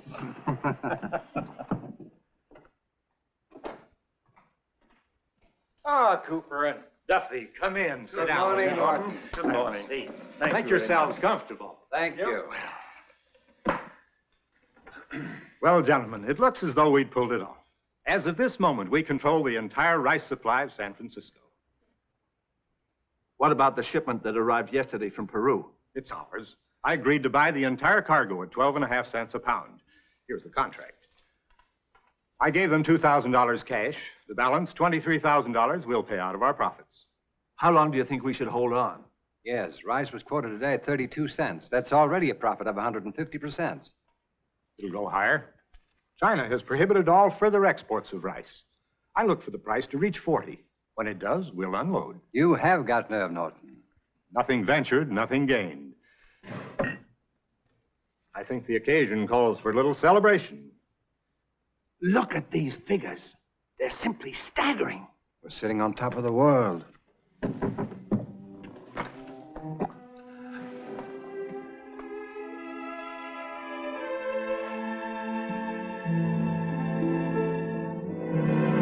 Well, gentlemen, to a very Merry Christmas. Mr. Norton. And a Happy New Year. News. Telegraph Hill. Ship come in. Bring rice. Rice? Heap rice. Let's get down to the wharf.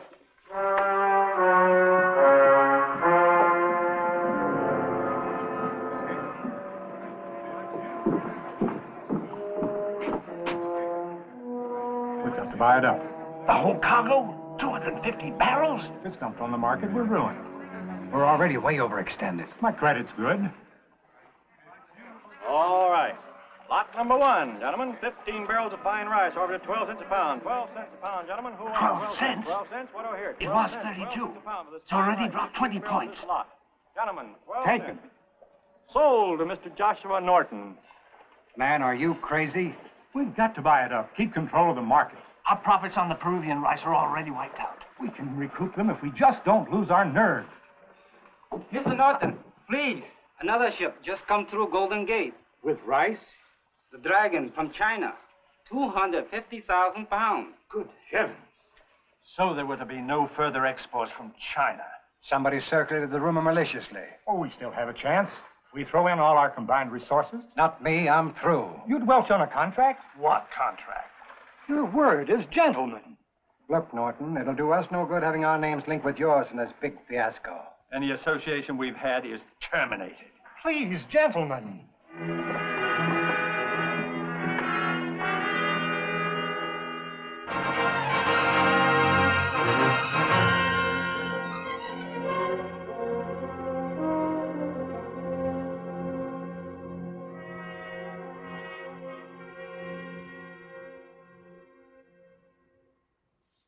Mr. Norton?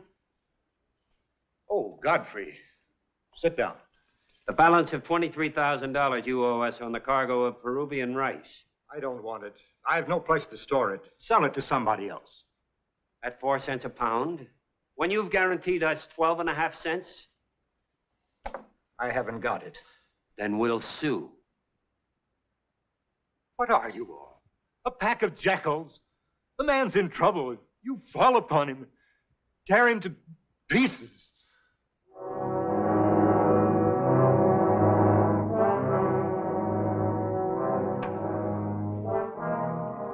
Oh, Mr. Dubois. Mr. Norton, may I have a word with you? Come in.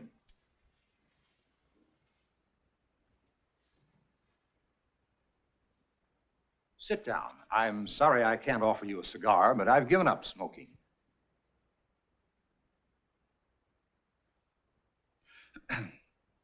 The matter I have to broach is a rather delicate one. I owe you money. You have always been one of this hotel's most esteemed guests, Mr. Norton. However, if you could favor us with a remittance. 6 months in arrears. A certified check, perhaps. My account at the bank has been closed, Mr. Dubois. Perhaps you'd accept my watch as partial payment. It's a good watch, a gift from my parents on the occasion of my 21st birthday. And these cufflinks also are fairly valuable. And I have several scarf pins, one of them a diamond. And if these articles aren't enough to cover the amount due, you're welcome to anything in my wardrobe.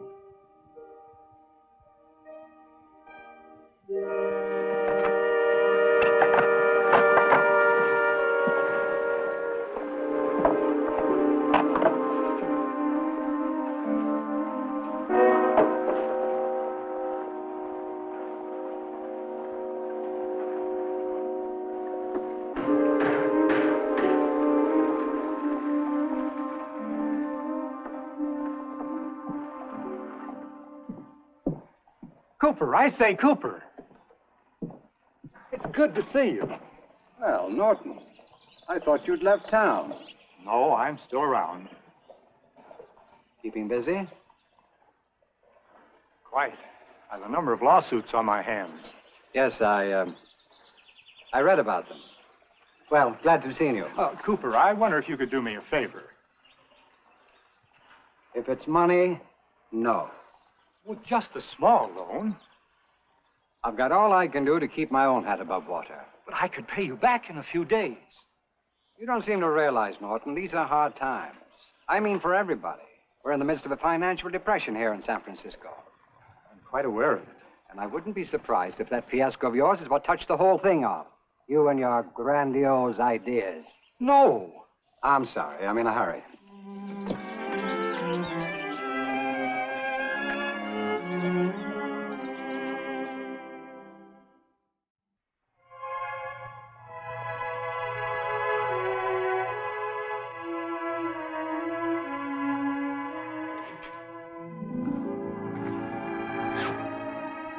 With your grandiose ideas. But I didn't ruin anybody else. I'm not responsible for the Depression. I love San Francisco. Its people are my people. This town is my town. This country is my country.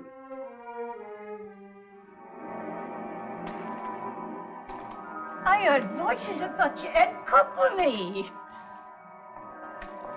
I won't be but a minute. I'll just give the price a licking, a promise. You're from London. How'd you guess?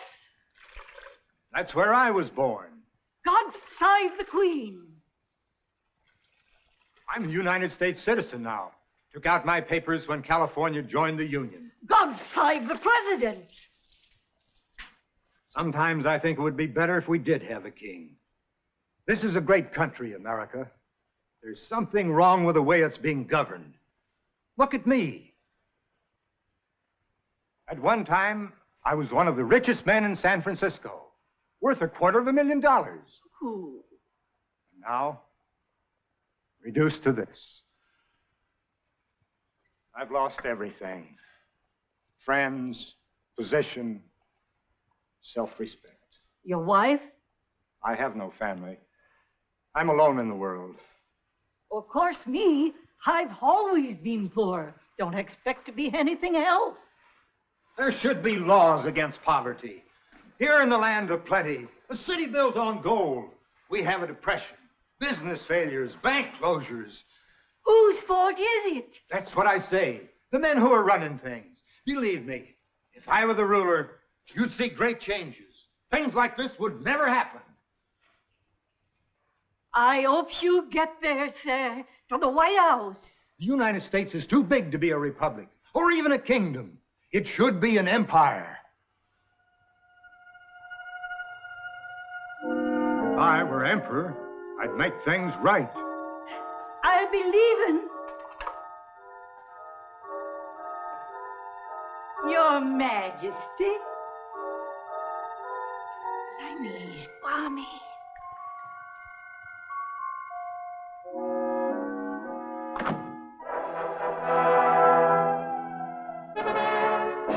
Yes, I, Emperor Norton.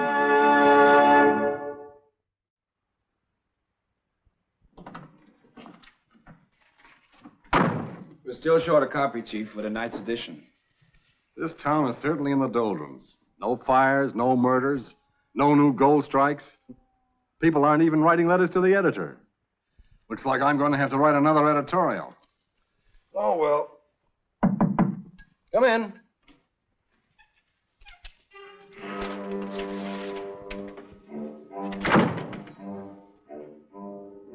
I wish to see the editor.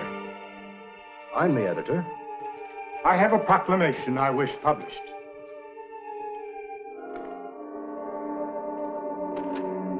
At the peremptory request and desire of the large majority of the citizens of these United States, I, Joshua Norton, for the past 9 years and 10 months of San Francisco, California, declare and proclaim myself Emperor of these United States,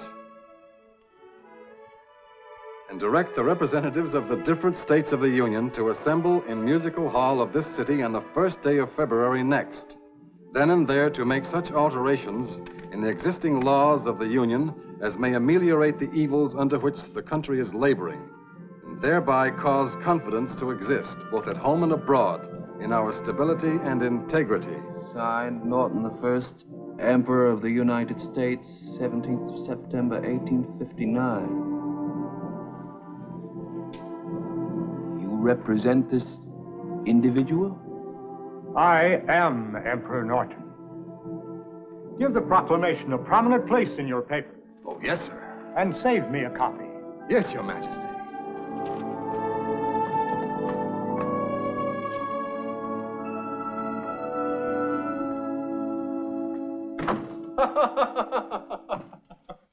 That's that fellow Norton that failed in that great rice debacle. Must have unhinged him. Another guy who thinks he's Napoleon. No, not Napoleon at all. Emperor of these United States. Mad as a March hare.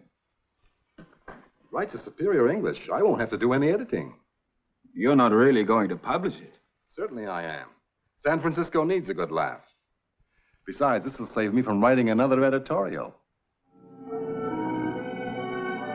I, Joshua Norton, for the last 9 years and 10 months past of San Francisco, California, declare and proclaim myself Emperor of these United States. I often wondered what happened to him after the crash. So now you know. Norton First, Emperor of the United States, 17th September, 1859. Joshua Norton. Wong all the time running errands for him. That was his office right there. Emperor of the United States. Perhaps if we hadn't turned him out. But what is a hotel keeper to do?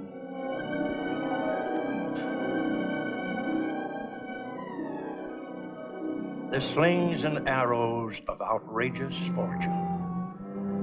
A man's mind can suffer just so much, it seems.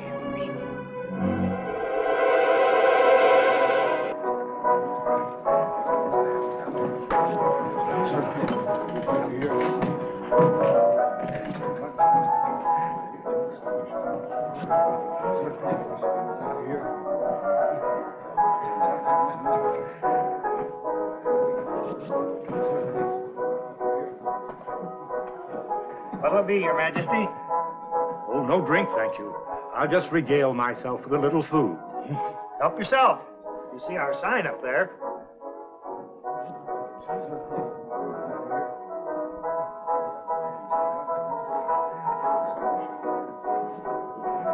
Publishes all those crazy notices of Norton's in the paper. Dissolving Congress. Abolishing the Supreme Court. I publish it. Why? Why do you do it? For the same reason that everybody else in San Francisco humors him. Makes him happy and it does no harm. He can walk into a saloon like this? He has the freedom of the city. Eats in the finest restaurants and attends all plays and concerts. When he enters a theater, the whole audience rises and remains standing until he's seated. Rides free on all public transportation. He never pays for anything? Oh, he often pays. In scrip. Worthless money. Not at all. Promissory notes complete with seal and vignette of His Majesty. For the sum of 50 cents at 7% interest, payable in 1880? Where in the world does he get this stuff printed? At our shop. Printers to His Imperial Majesty Norton the First?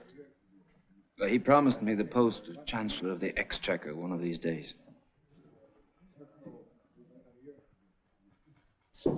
Give me another drink.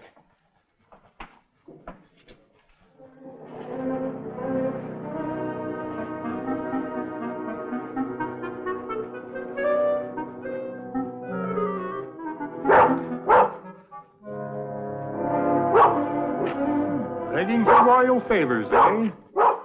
Here you are, you bummer.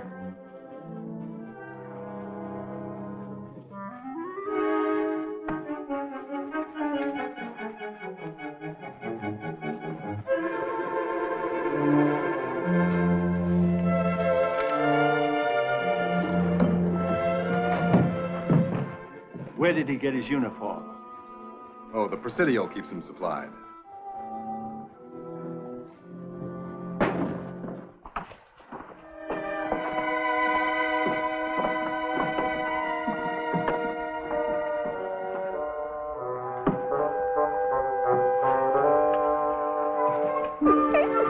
Another beggar at my heels. All that's left is crumbs, but you're welcome to them. Like the beggar Lazarus in the Bible. Plumber and Lazarus, my bodyguards.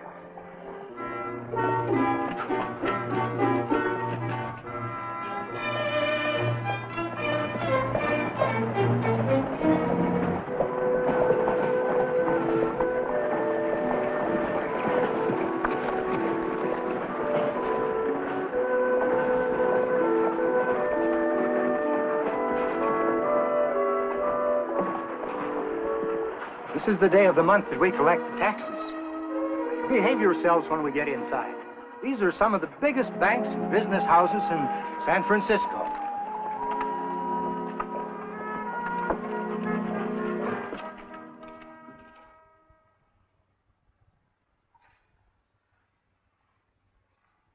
Your tax this month is $5, a slight increase.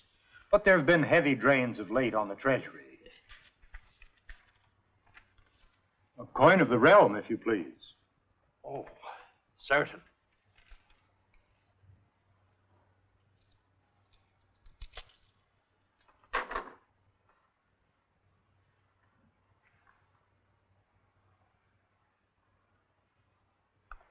Here's your receipt. Thank you. Do you mind if I sit here a minute? My feet get very tired. Glad to have you. I can remember when I used to visit in your office. How's everything going? Congress in Washington still continues to defy me. I've ordered the Army to use force if necessary to clear the halls. I read the manifesto in the paper. But here in California, the empire is gradually being recognized. I hope before long to take over the new Palace Hotel as my headquarters. It'll be an improvement over the place I now live. Good day, sir. Good day, Your Majesty. Come, Bummer. Come, Lazarus.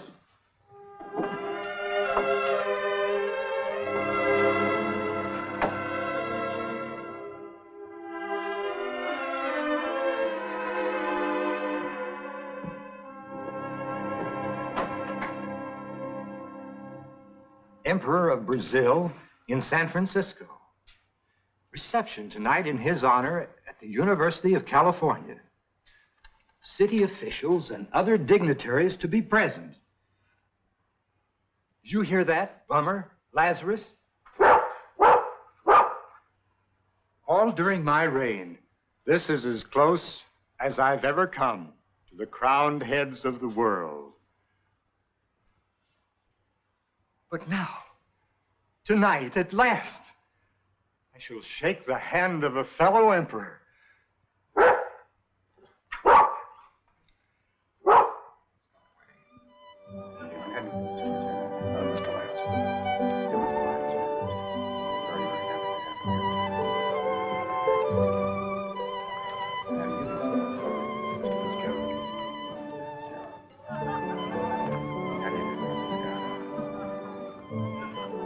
Good evening, Dr. Gilman.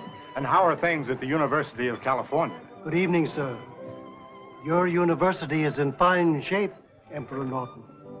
Your Majesty, may I present Emperor Norton of the United States of America. And protector of Mexico.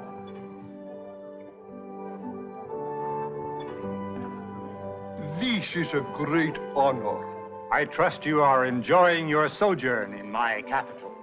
I have toured most of the world, Your Majesty, and I am now convinced there's no other city quite like San Francisco.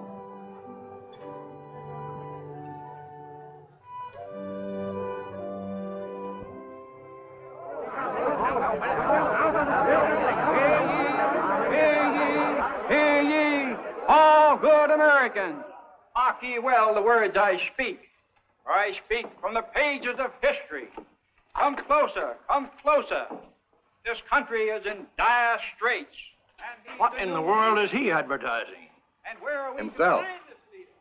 Just another San Francisco character along with Oofty Goofty and Emperor Norton. He claims to be the reincarnation of our first president. Well, I must say, there's a remarkable resemblance. Oh, look who's coming. There is a job for every man. I will banish all taxes, and I will wipe poverty from the face of this fair land. Rally to the support of George Washington II. What is the meaning of this?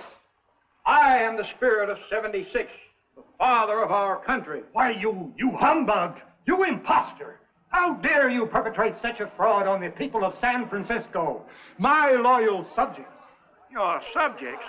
This is a republic. This is an empire. I'll have you banished for sedition.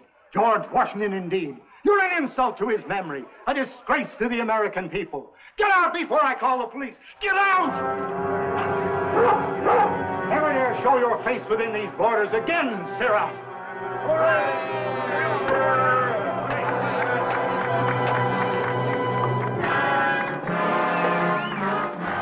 I guess that'll teach him and any other pretender that I am the one and only Emperor Norton.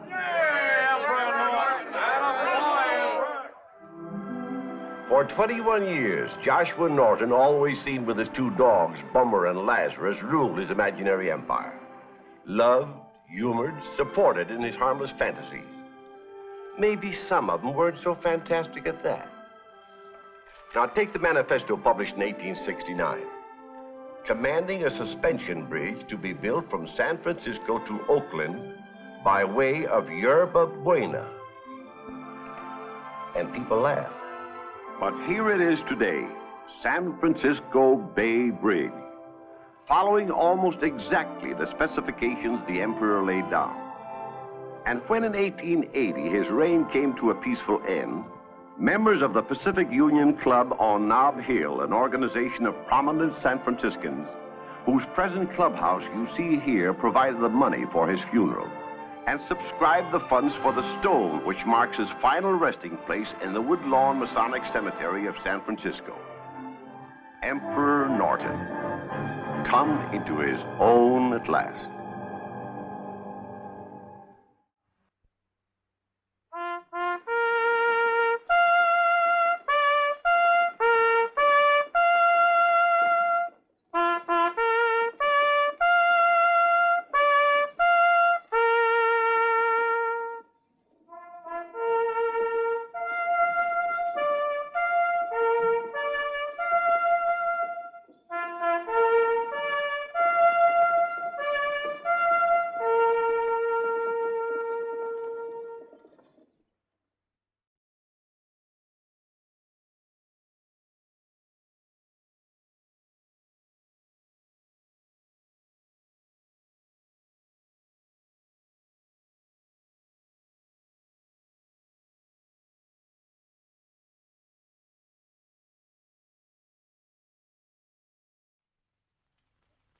And now, Death Valley Days.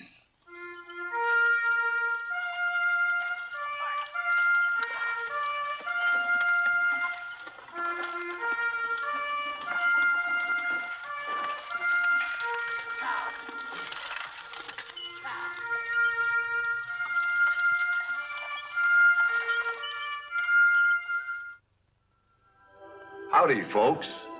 I'm the Old Ranger, and I have another interesting true story for you about the historic Death Valley country. Nowadays, Volcano, California is a sleepy ghost town in the Mother Lode country. But there are still a few reminders of the time when there was an eruption at Volcano. It is the spring of 1861. Let us pray. We thank thee, O Lord, for thy blessing so abundantly bestowed. We ask thee to guide our nation safely through these troubled times, that there may be peace between the states of the Union.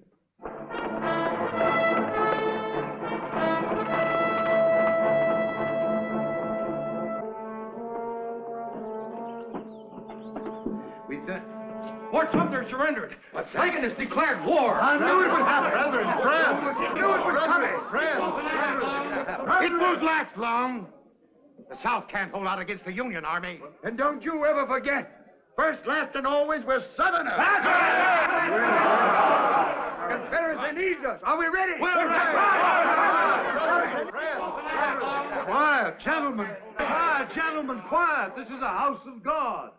We must not let this tragic news divide us. In this church, there are men of goodwill on both sides. We must not forget our common brotherhood. Reverend, we have no brotherhood with the North. Mr. Taylor, the war is 2,000 miles away. We are Californians now. A lot of us don't feel that way. Mr. Taylor's right, Dad. Too late to be neutral. This is war, and we're Southerners. You're right, Joel. I wish I was in the land of cotton, corn, brown body, by the morning in the gray. Calvary body lies in Dixie land where I was Gentlemen! Gentlemen!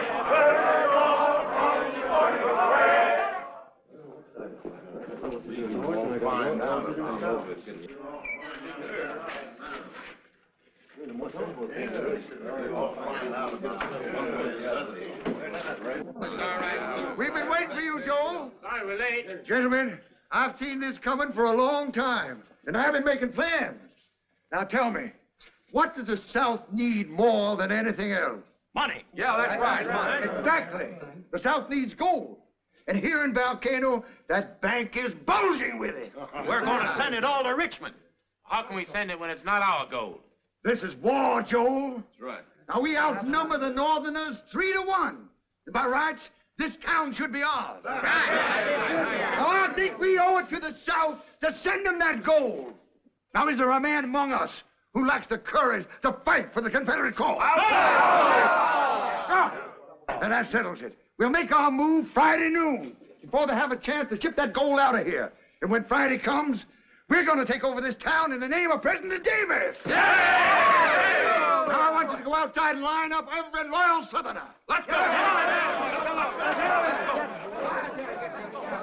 You all guys. Come on, let's go. You did all right. You really got them fired up. You can't beat patriotism if you want to put something over on the people. You know, Randolph, by this time next Friday, you and I are going to be two of the richest men in California. Here's to the war.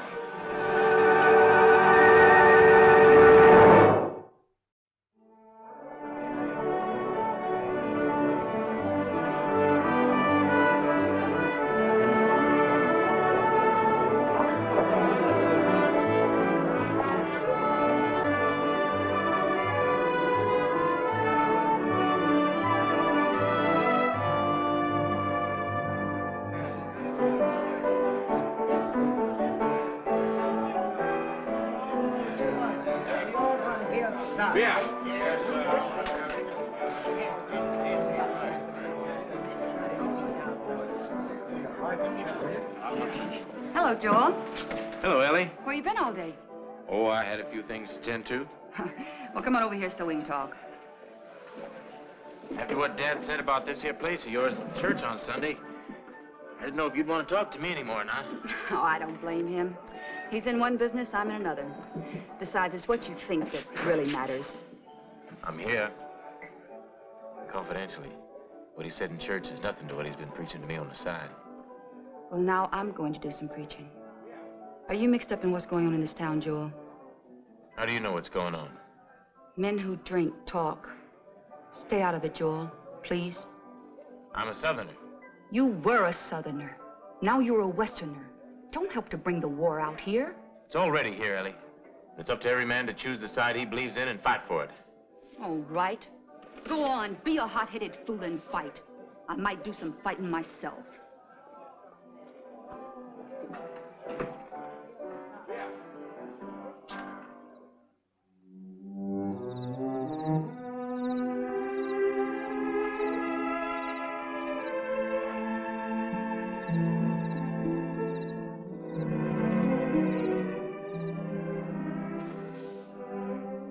Well, Miss Worth, this is a pleasant surprise, seeing you come through that door. I didn't come here to get religion, Reverend Coleman. Frankly, I felt it was a little too much to hope for. However, I'm glad you're here. It's high time we had to talk about my son. I didn't come here to talk about Joel either. Reverend Coleman, there's going to be a lot of bloodshed in this town unless someone does something to stop it. Bart Taylor's organizing all the Southern sympathizers. Next Friday, they plan to take over Volcano, seize the bank, the mines, and take all the gold. Why did you come to me? I'm a Southerner myself. Yes, but first you are a man of peace. What is your interest, Miss Worth? Well, let's just say I'm a businesswoman. If this town should turn into a battleground, I lose a lot of customers. And so do you. We seem to have something in common, although for different reasons. But what can we do?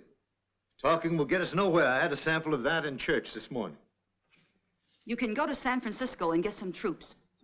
Soldiers in town, they'll think twice before they start anything. Well, that's a good idea. Why don't you act on it yourself? Well, I believe in a matter like this, Reverend Coleman, your social standing would have more influence with the Army than mine. Miss Worth, in many ways, I've underestimated you. Since this seems to be a moment of frankness, I'd like to ask you a question. Is your interest in my son sincere, or only for the purpose of hurting me? In some ways, Reverend Coleman, I overestimated you.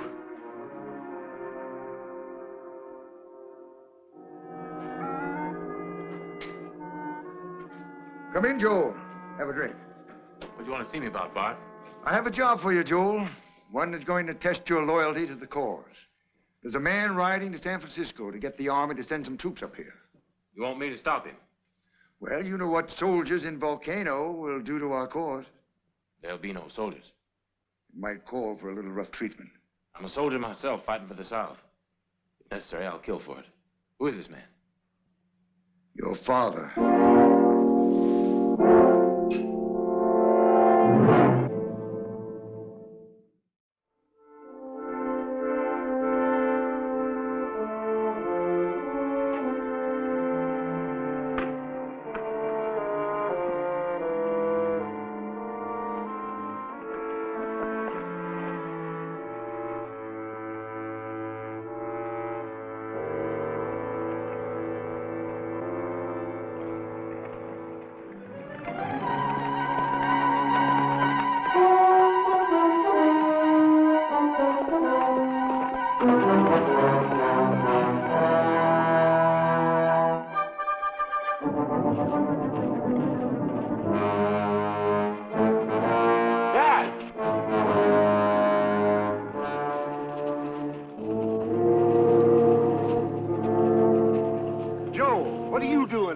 Waiting for you. I'm going along.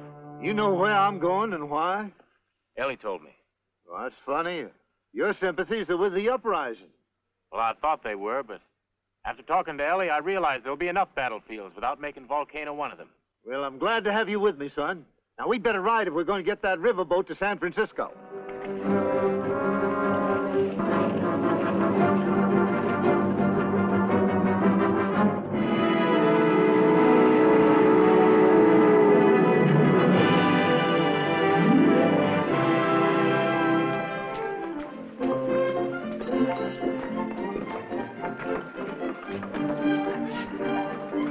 I beg your pardon. Would you tell me where Army headquarters are? Sure, at the Presidio. Right that way, you can't miss it. Thank you.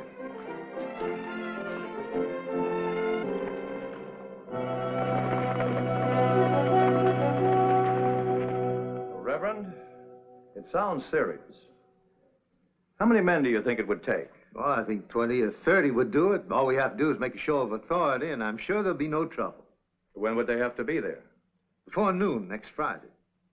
Well, I'm short of men right now, but if it's as urgent as you say, I assure you, Colonel, it's mighty urgent. If this uprising is not prevented, it might start a rebellion that would spread through the state. Yes, that's right. Well, men will be ready to leave tomorrow morning. Thank you, Colonel. Thank you for bringing the matter to my attention, Reverend. Times like this, we can't take too many precautions. No, sir. Come along, Joel. Good day, young man. Good day, sir. Thank God. That was a good day's work, Joel.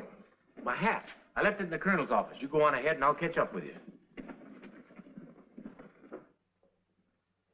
Excuse me, Colonel, but I wanted to tell you not to pay any attention to what my father said. What's that? Well, I didn't want to say anything in front of him, and I didn't have an opportunity to contact you beforehand, but, well, my father has a tendency towards delusions. Delusions? Yes, sir, and an overactive imagination. He has a habit of making something out of nothing. It's been quite a problem to me. Well, he once suspected our wealthiest church member of stealing from the collection plate. Do you mean to tell me there's nothing to worry about in Volcano? Yes, sir. Nothing whatsoever. He heard a few people voicing their sentiments, and right away, in his mind, that meant rebellion. I certainly appreciate your information, young man. I don't have troops to send on a wild goose chase. But when you tell my father that you've changed your mind, I'd appreciate it if you wouldn't mention what I just said. No, yes, of course, I understand.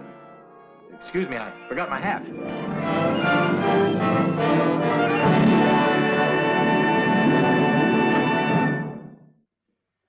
I just can't understand it. Yesterday, the colonel agrees to give us soldiers, and today he changes his mind. The colonel explained it to you, Dad. He said he got word the troops are needed more in Monterey. I got a feeling he was just making an excuse. Well, there's nothing more we can do about it. I can't believe that the Lord wants me to fail.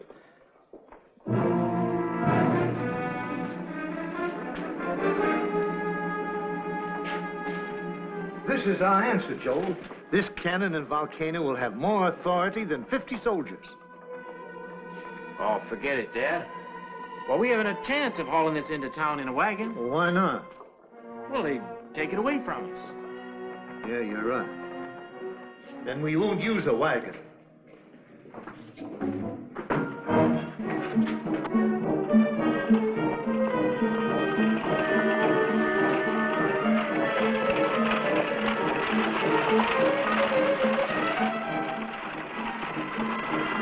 Well, we're making mighty good time.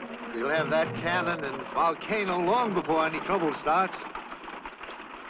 I can't tell you, son, what it means to me to have you with me on this trip. You know, this is more time than we've spent together in many months. And to think that I have Miss Worth to thank for that.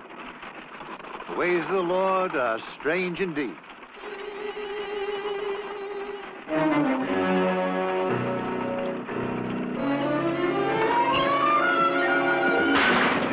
Now, Joel, break a wheel, we'll never get there.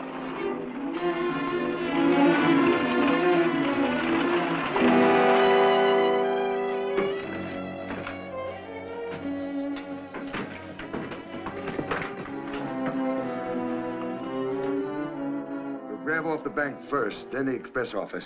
Then we'll move on the mines and clean them out. By that time, we ought to have a wagon load of gold. Should have. And just to keep up the appearances, I'm going to have some of the men ride along with us south for the first 100 miles. And then when they leave us, we'll head north to Denver. The Northerners have got wind of our plan of taking over the town. How do you know that? They're all barricading themselves in the bank. And they sent out riders to round up the rest of them. And we'll make our move before noon. Get word to the Diggins and all the other places. Have those men get in here as fast as they can. Right. We'll still get what we're after.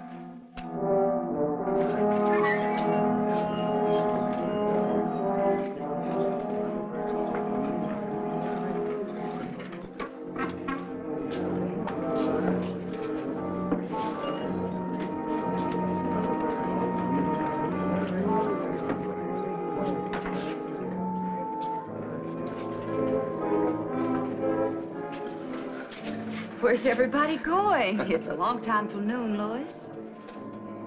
We ain't waiting till noon, Ellie. We're going to march on this town just as soon as we can all get together. Give me my gun.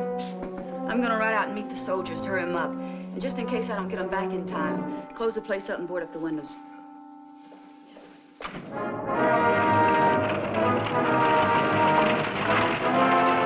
Before we get to town, you better drop off and let me go in alone.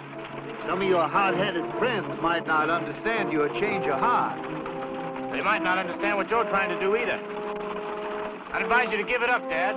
Stick to your preaching. All kinds of preaching, son. This is the one kind that I think they'll listen to. Oh!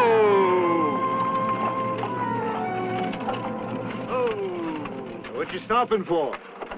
One of the traces is loose. We fix it, Dad? Why, certainly.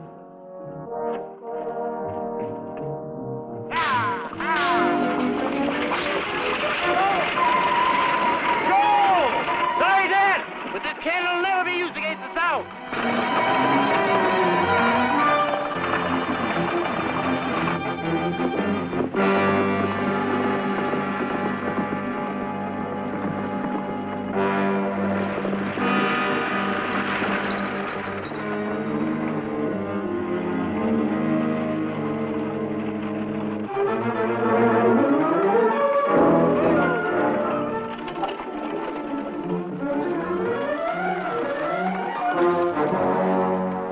Well, Joel, Brad Taylor told me you went to Carson City. Well, I didn't. I went with Dad. you're wondering where he is, you'll find him back down the road. Are there any soldiers with him? There won't be any soldiers. I took care of that. You took care of him? I'm fighting for the South, remember? What did you do to your father? Just left him to walk. So he won't be sneaking into town with a cannon that's in this here hearse. I don't know how he planned on using that cannon, but I'm on his side. Now back up to that wide space in the road and turn around. Let's go get him. Put that away, Ellie. You better take me seriously, Joel. I mean it. I'll see you back in town, Ellie. Now climb down from there.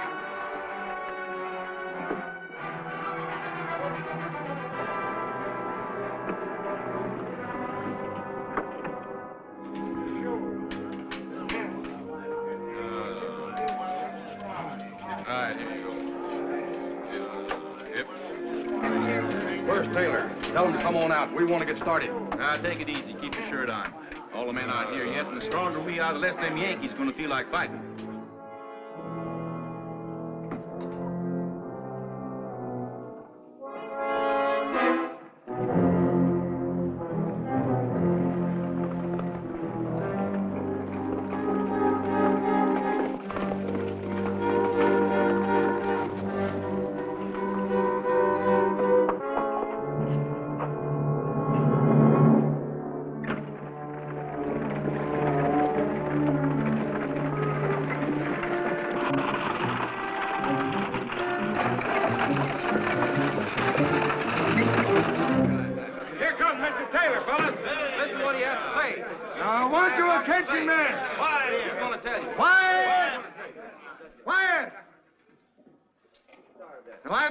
Not to wait any longer for the rest of the men. Hey!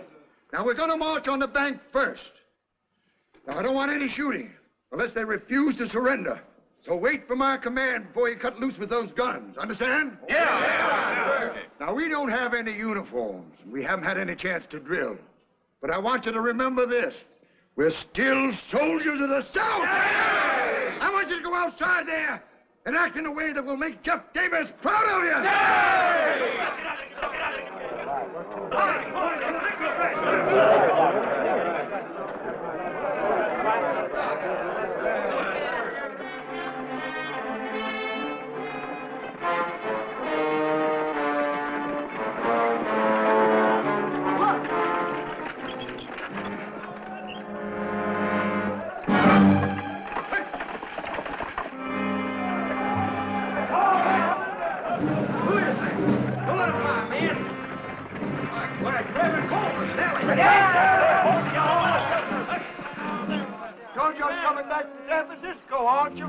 That's right. I understand that Joel went along with you. He sure did. Where is he? Why, he's behind us. What's the hearse for? What's the hearse usually for, Randolph? He's gonna haul them Yankees away in it. And Ellie's gonna play nurse. That's right, fellas. And I have plenty of bandages for both sides. Save them for the Yankees, Ellie. All we want from you is whiskey, right, fellas? All right, man, open up. Let him through. Come on there. Come on. Come on there. Come on. Let's go.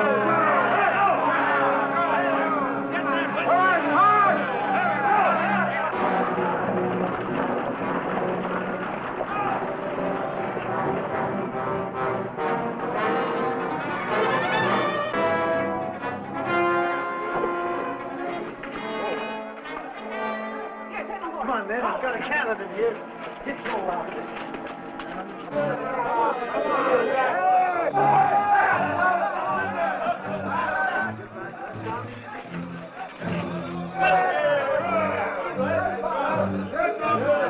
Take it into the back. When do you get the first out of it?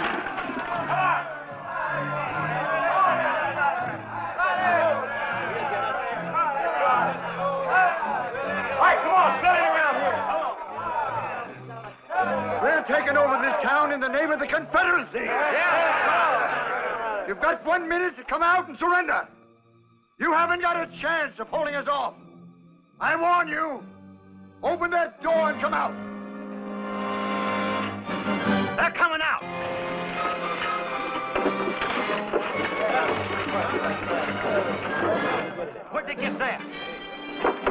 a man of peace. But as the Lord is my judge, I'll set the torch to this cannon if any one of you makes a move towards this building. Now listen to me. Listen and think. Many of you came to this town when it was nothing, like I did. You helped to build it, took pride in it. Many of you have your families here, plan to spend the rest of your lives here. This is your town. Would you destroy it by looting and robbing, staining its streets with blood? Any of you who have an honest desire to fight for the Southern cause should join the Confederate Army and do it honorably. But don't bring the war to Volcano. That's just a bunch of fancy words, men. Pay no attention to them. Man! Man, come on, man. Man, you can't quit now. I'm changing my mind. Randall! You're wasting your breath. But our plan. Reverend Coleman and that cannon just blew our plans all to pieces.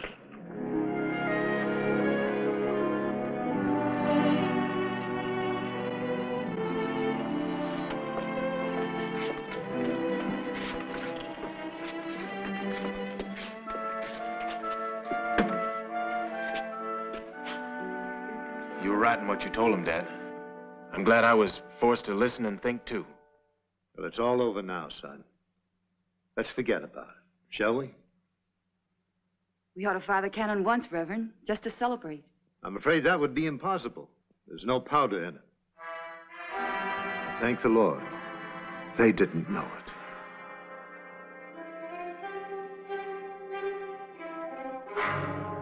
And so the threat of Volcano erupting into another battlefield was averted, thanks to a minister who knew how to fight for peace.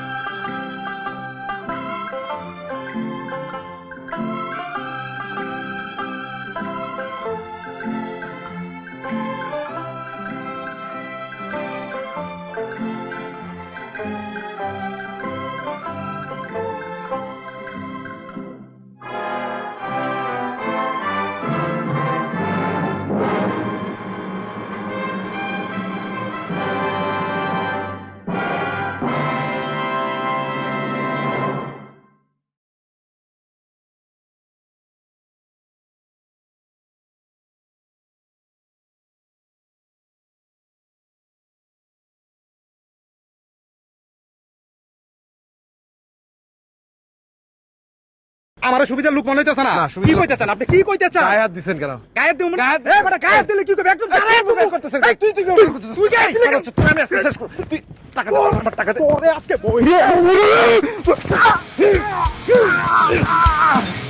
আপনি কোন রাস্তার মধ্যে আইছেন ভাই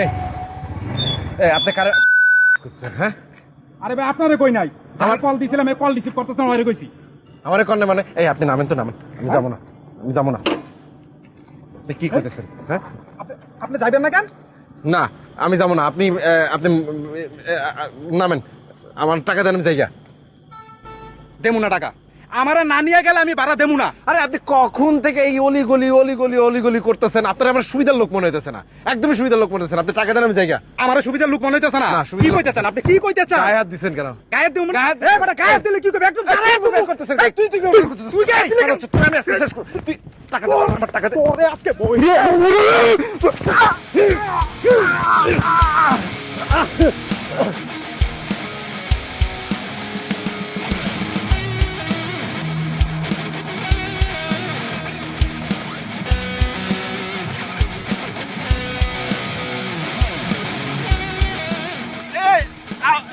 motorcycle করে নিয়ে যেতেছেন ভাই এটা আমার মালিকের মোটরসাইকেল ভাই ভাই মোটরসাইকেল নিয়ে যান না।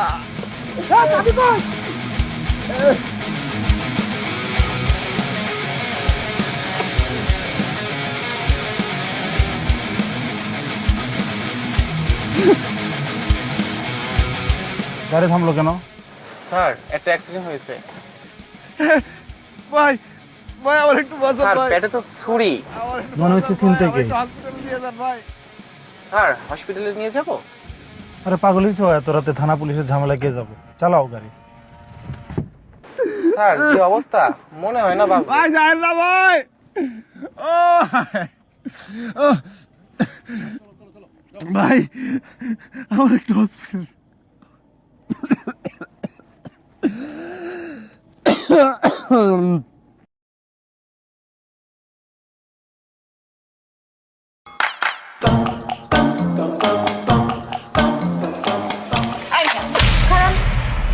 আচ্ছা আপনি ওই দিন আপনার আম্মার সামনে আমার লগে এরকম ব্যবহার করছেন কেন?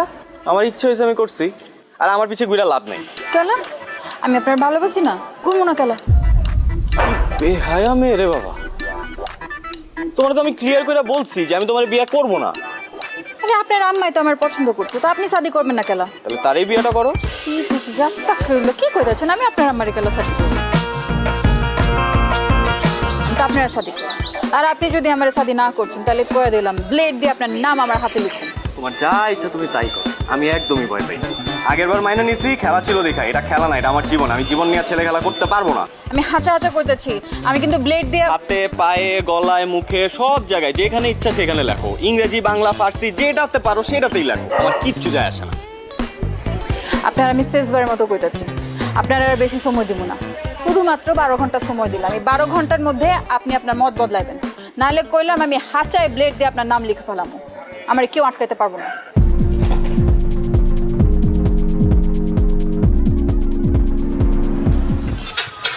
আরামসে তুমি সিগারেট টানো, বুঝে নাই শান্তিতে, আর ওদিক দিয়ে কাম সারছে। কেন কি হইছে? আরে শুনোস না, ওই মেয়ে তো ডেঞ্জারাস একটা ঘটনা ঘটায় ফেলছে। লেট দিয়ে হাত কাটছে, এখন কি হইব মামা? ওই মেয়েটা বস কি মামা? কস হাত কেন? ওই মেয়ের লগে তোর কোনো কথা হয়েছিল? কালকে রাত্রেবেলা বাসার সামনে এসে দাঁড়ায় ছিল, আমার 12 ঘন্টার আলটিমেটাম দিছে। এই কিসের আলটিমেটাম দিছে রে? হ্যাঁ আরে ওই বিয়াতে রাজি না হইলে কি জানি। এই কথা তুই আগে কবি না। আরে আমি কি বুঝছি নাকি? আরে না বাবার কি আছে, বুঝোস না, মেয়েটা তো ডেঞ্জারাস। এখন যদি কিছু হয়ে যায় মামা, আমাকে তো পুলিশে ধরে নিয়ে যাবে। কেন আমি কি করছি? ও আমি কি করছি কিছু জানো না? না ওই বেটা আইনার মারপে জানো, জীবনে তো থানায় তুই যাস্তে জানবি কেন? থানায় আমি গেছি, আমি জানি। শোন, যে কোনো হলে আত্মহত্যা প্ররোচনকারী যেই হোক না, তার নাম যদি একবার থানায় গিয়ে কয় মামা, তাহলে তোর খবর আছে। এখন তুই কি করবি তুই চিন্তা করে দেখ। কি করছে সব? এই লাইলি বাইচা আছে তো? হ্যাঁ শুনলাম, ও তো বাইচা আছে। কোন হসপিটাল আছে কো, আমি যাই একটু দেখা করে আসি। হসপিটালে যাই দেখা করে, হসপিটাল থাকলে এতক্ষণ তুমি চৈতশিকার ভিত্তি থাকলা, বুঝো নাই? আর তুমি যাই হয়তো বাসায় আছে। এই তুই কি ওর বাসায় যাবি? তুই যাবি মামা?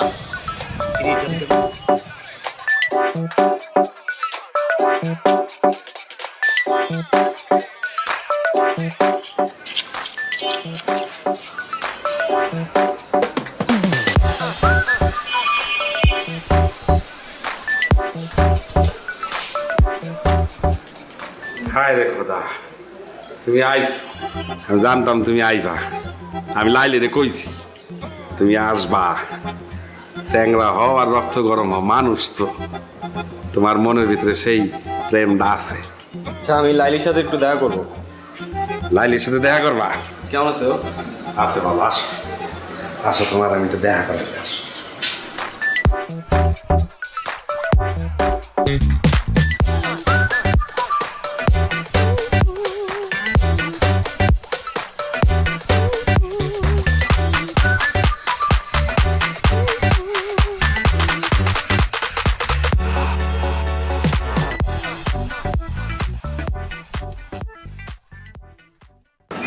এইসব কি? প্লেট দিয়ে তোমার নাম লিখছি, বানান ঠিক আছে? একদম ঠিক আছে। কিন্তু কি বলো বাইক না, ভালো হয়েছে না? আমি কিন্তু লাইলিতে কইছিলাম যে লাইলি ছবি তুইলা ওরে পাঠাই দে। ওই কইছে যে না, কিছু জিনিস আছে এগুলো ছবি তুলে পাঠালে সঠিকভাবে দেখা যায় না, সামনাসামনি দেখতে হয়। এর লেগে তো এতক্ষণ ধরে তোমার জন্য অপেক্ষা করতেছি। এইসব পাগলামের কোনো মানে আছে? আছে না, তোমার আমি শাদি করব, তুমি আমার শাদি করবা, করবা না? এই তুমি কি আমার বলদ পাইছো? বলদ এই পাশে দাঁড়ানো লোকটার মতো। নিলয়, তুমি আমার মামার নিয়ে কি করতেছো? আমি বলবো তুমি শুনবা। মানে এই যদি তোমার হাত কাটার নমুনা হয়, হ্যাঁ আমি জানলে আমি জীবনেও আসতাম না। আর যদি হাত সত্যি সত্যি কাটতাও তাও আসতাম না, কোনো লাভই হতো না। আমি তোমারে বিয়ে করবো না। তোমার মতো মেয়ের সাথে শুধুমাত্র মজা নেওয়া যায়, বাড়ির বউ করা যায় না। তোমার মধ্যে ওই রকম কোনো এলিমেন্টই নাই। তুমি একটু বেশি বেশি করতেছো না? এই মাঝখান দিয়ে ঢুকে গেলেন, হ্যাঁ? সাদে কি আপনার মানুষের হাবলু কয়? এর লেগে আপনার হাবলু কয়। আর ঢুকছেন যখন, তখন আমারে না বুঝায় আপনার এই ড্রামাবাজ ভাগ্যিরে বুঝান। আমি ওরে বিয়ে করবো না, আমি মরে গেলে ওরে বিয়ে করবো না। মানে নিজের তো কোনো মান সম্মান নাই, পরিবারের মান সম্মানটা যদি খোয়াইতে না চাও তাহলে এসব বন্ধ করো। সবার সামনে অপমান করবো না। থাক ভাগ্নি, তুই কষ্ট পাইস না। হয় তোরা বুঝতে পারে নাই, আর যেদিন বুঝতে পারবো হয় কান্দা বুক চাপলাইব, তখন বুঝবো যে কি জিনিস হারাইছি। তুই কান্দিস না ভাগ্নি, একদম কান্দিস না। তুই থাক, আমি আইতাছি, দেখতেছি।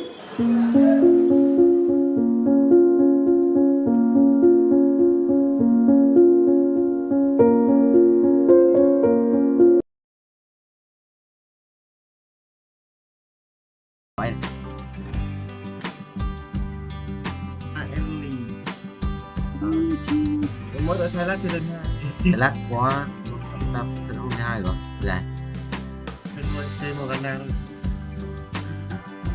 Rồi cái này phải bay lên 8 2 gần 29. Rồi. 2 quá. Là mở quả trứng 10 củ. Ê, bay một lần mà được tầm bay một lần được 10 củ mà. Thì bay đi. Bay lên 100 củ luôn là kẻ may mắn sẽ thỉnh thoảng cho em một chút tốc độ nhé. Binh, SI 1000 lít nó quét lại. Anh là anh bay như tên lửa luôn mà. Thắng này, thắng không? Thắng. Henry à, Henry về vườn như thời hết thời rồi. Thích Henry không?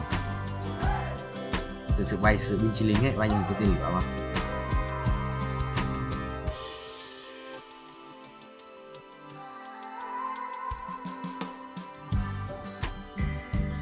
Quá bên ra cái này vào hàng và Silat tôi sẽ đến 2 sự của đấy. Tìm bạn xem bên kia, xem bên kia, xem bên này không có giảm hưu sự căng đấy. Để đấy nhớ giảm hưu mà căng đấy. Rồi anh sẽ chỉ phạt cho em một chút tốc độ của quả tên và nhé. Bay mày hả bữa ấy, mày bay nổi bằng thầy không vậy? Bay nổi bằng thầy không? Bay nổi bằng thầy không? Gì thầy kiếm 100 củ trong vài giây bình vẻ đấy, thua mất. Silat nổi không? Có Silat nhiều sao nó lôi à, định bệnh à? Thôi thắng mà, thắng Kin này, thằng Kin này đi luôn không? Kin mai máu 12 máu thôi đi, thằng Kin đi rồi. Thằng Kin đi luôn rồi, vứt mày đi. Chơi thắng 7. Thằng Ben 10 ghét thì cũng sửa kinh đấy. À, không lên được. Ui, 900k một lần mà sao được này? Gì đấy, cái gì đấy thưa ông? Gì phạm tốc độ cho em nhé. 26m. Anh mới chưa đủ 30m rồi. Này chỉ đủ 30m rồi. Muffin là 28, Cat 29 là cao nhất. Bây giờ là bao nhiêu? Bây giờ là 27 rồi. Rồi bị giảm sức mạnh rồi đấy. 8 này.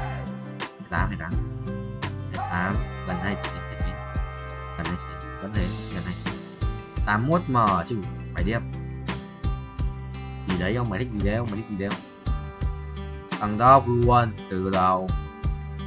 Sự chọn trúng nút thằng sóc ngon không? Làm gì?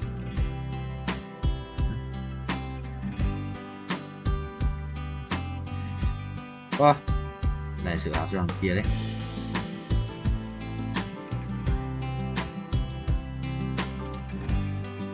Kinh.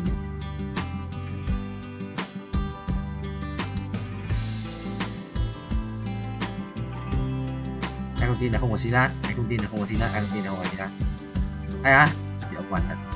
Silas đã đổ rác mà. Ui, nó sao Silas bài Dương ơi. Ai làm vẽ. Chết đi. Đừng có đẻ trứng, mày chết đi. Thôi mày khỏe vai. Nó vẽ nữa. Nó khỏe đấy. Khỏe đấy. Nhưng mà Silas nó không đám, Silas nó để cái bức đồ em ơi. Silas nó để cái bức đồ rồi. Đây này, Silas nó bức đồ mà, có đám đéo đâu, có từ lấy giờ mãi mới chết Morgana từ đầu game giờ thì có cần chết rồi. Xong đi. Bởi gì? Silas 2 cái bức đồ có mỗi cái nanh. Chỉ. Cút chưa? Gần cút luôn. Ha ha. Thằng ngu. Tôi cút rồi Dương. Ta đấm cút rồi. Ta lên Silas 2 này. Đây rồi. Đấy rồi. Thằng cầm tướng của mình phải đấm nó quá. Mình sẽ bay tiếp lên được cái vô kia, nhưng mà phải bị bất tận một lần nữa mới lên được. Đùa tao. Đùa thầy không vậy. Giờ bay căng ấy. Người thật bay này chưa bước đủ không? Trừ một tiếng nào.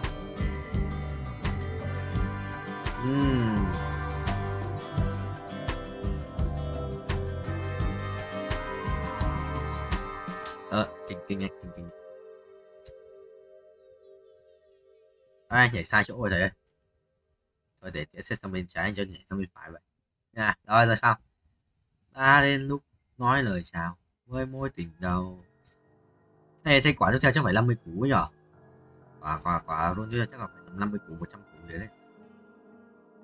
What the hell, anh thua. Được, nhầm chưa luôn. Rồi. Này ở đây. Chỉ khỏe đấy, nếu có giảm yếu, đồ bài không có giảm yếu thôi. Gì. Không có giảm yếu sự là khó ấy.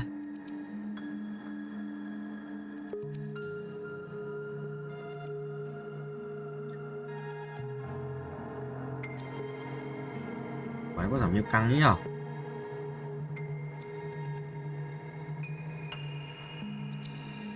Phải có giảm hưu ạ.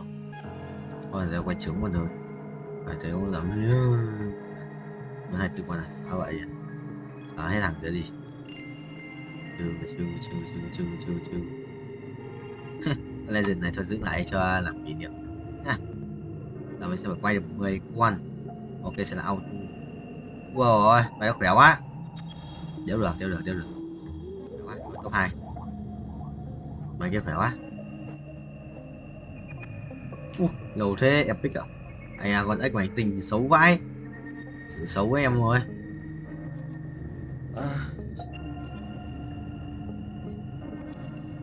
Sự vào lưng đấy. Bài xấu, bài nó đẹp khỏe quá. Điều này mắc vào. Xem là bao nhiêu. Mấy cái quá. Ui, epic tiếp. Đừng có chết với tao, ngáo à. Đây à. 1, 2, 3, 4. Quay lần nữa này. 1, 2, 3, 4. Rồi nào tự sang. Út gì ấy. Muốn cái gì phải chat chứ, nếu muốn nhìn cái chết đỡ biết. Tiền đâu một cái phát sáng của thầy. Tiền đâu khi em tiêu. Quay lần nữa mà. Tiền đâu khi em tiêu nhưng mình nổi tiếng.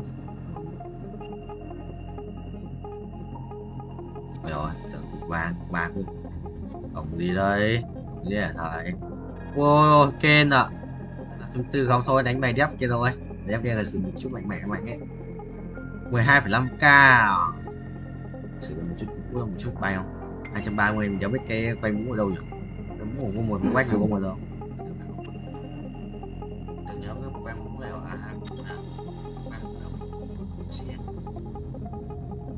mấy chân tay không phải.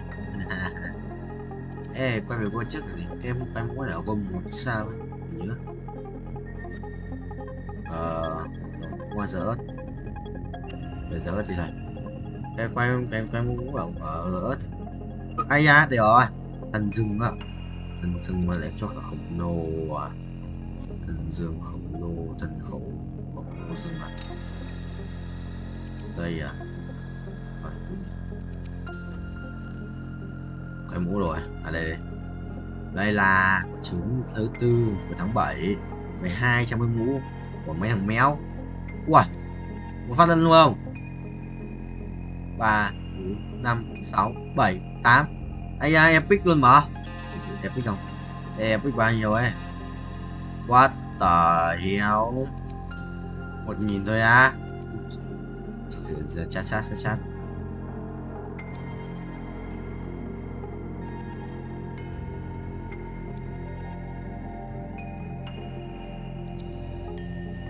Đem mình tỉa xem. Rồi thầy Phút về ôi của thầy đây. Bye bye các broccoli. Thế rồi, nó đi vào đây rồi. Mấy vòng ở đây rồi. Gì đấy, cái gì đấy.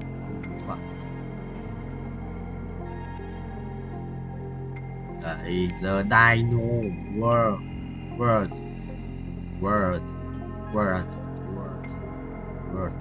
Phải chỉnh một chút phát âm. Ây da, huy hiệu Long Vương hộ pháp. Lấy loại nhau rồi, lấy loại nhau rồi. Ôi, Việt Nam phi thường không nhỉ? Lấy loại nhau đi. Pháp này.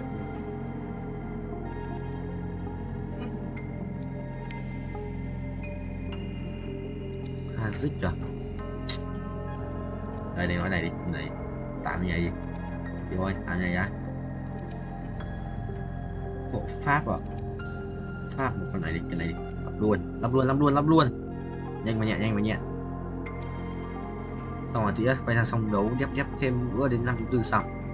Để lấy một pháp luôn. Từ thầy Phúc về thế giới của thầy đã. Đây thế giới của thầy à? So gì? Phải đây. Bay cao nguyên phải được. Nếu mà đây thì đây được rồi, nhưng mà ý là sẽ revert, có tiền revert 13 tỷ để revert một lap rồi này. Được lap, được 2 lap không? Được 2 lap, được 2 lap không? Được 2 lap, rồi được 2 lap, 2 lap hơn, nhưng là 2 phút hơn của pháo cũng thua rồi. Đúng đấy, cũng cô 2 gì đấy, quá nhiều kẹo. Ây á, không ăn thế.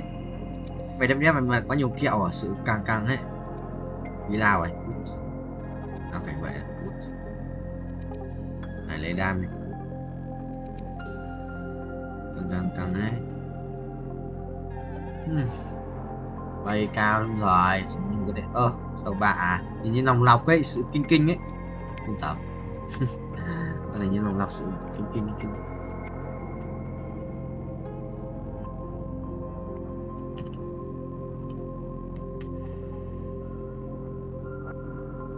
Bay nữa vậy đây.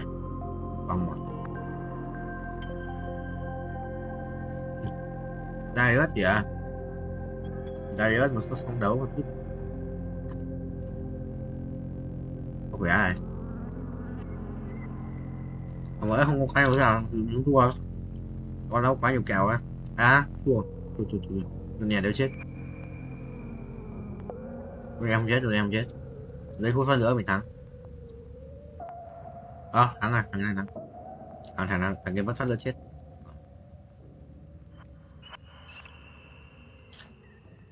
Bay cao cùng 3 con đồng lọc rồi, cùng 3 con đồng lọc cũng tạo quái. 62 à, 62 mười mấy à.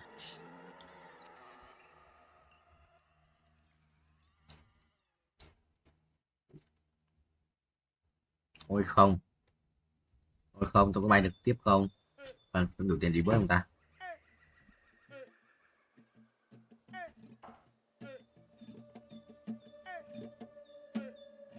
Sửa 2 lap, sẽ chôn về làm một chút, chôn về làm.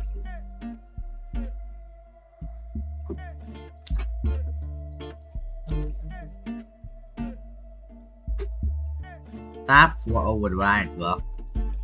Thank you broccoli. Nhanh và nhẹ rồi. Quay tỷ lap kinh ấy. Đi lao chết rồi à? Không sao. Và có cái wood Steric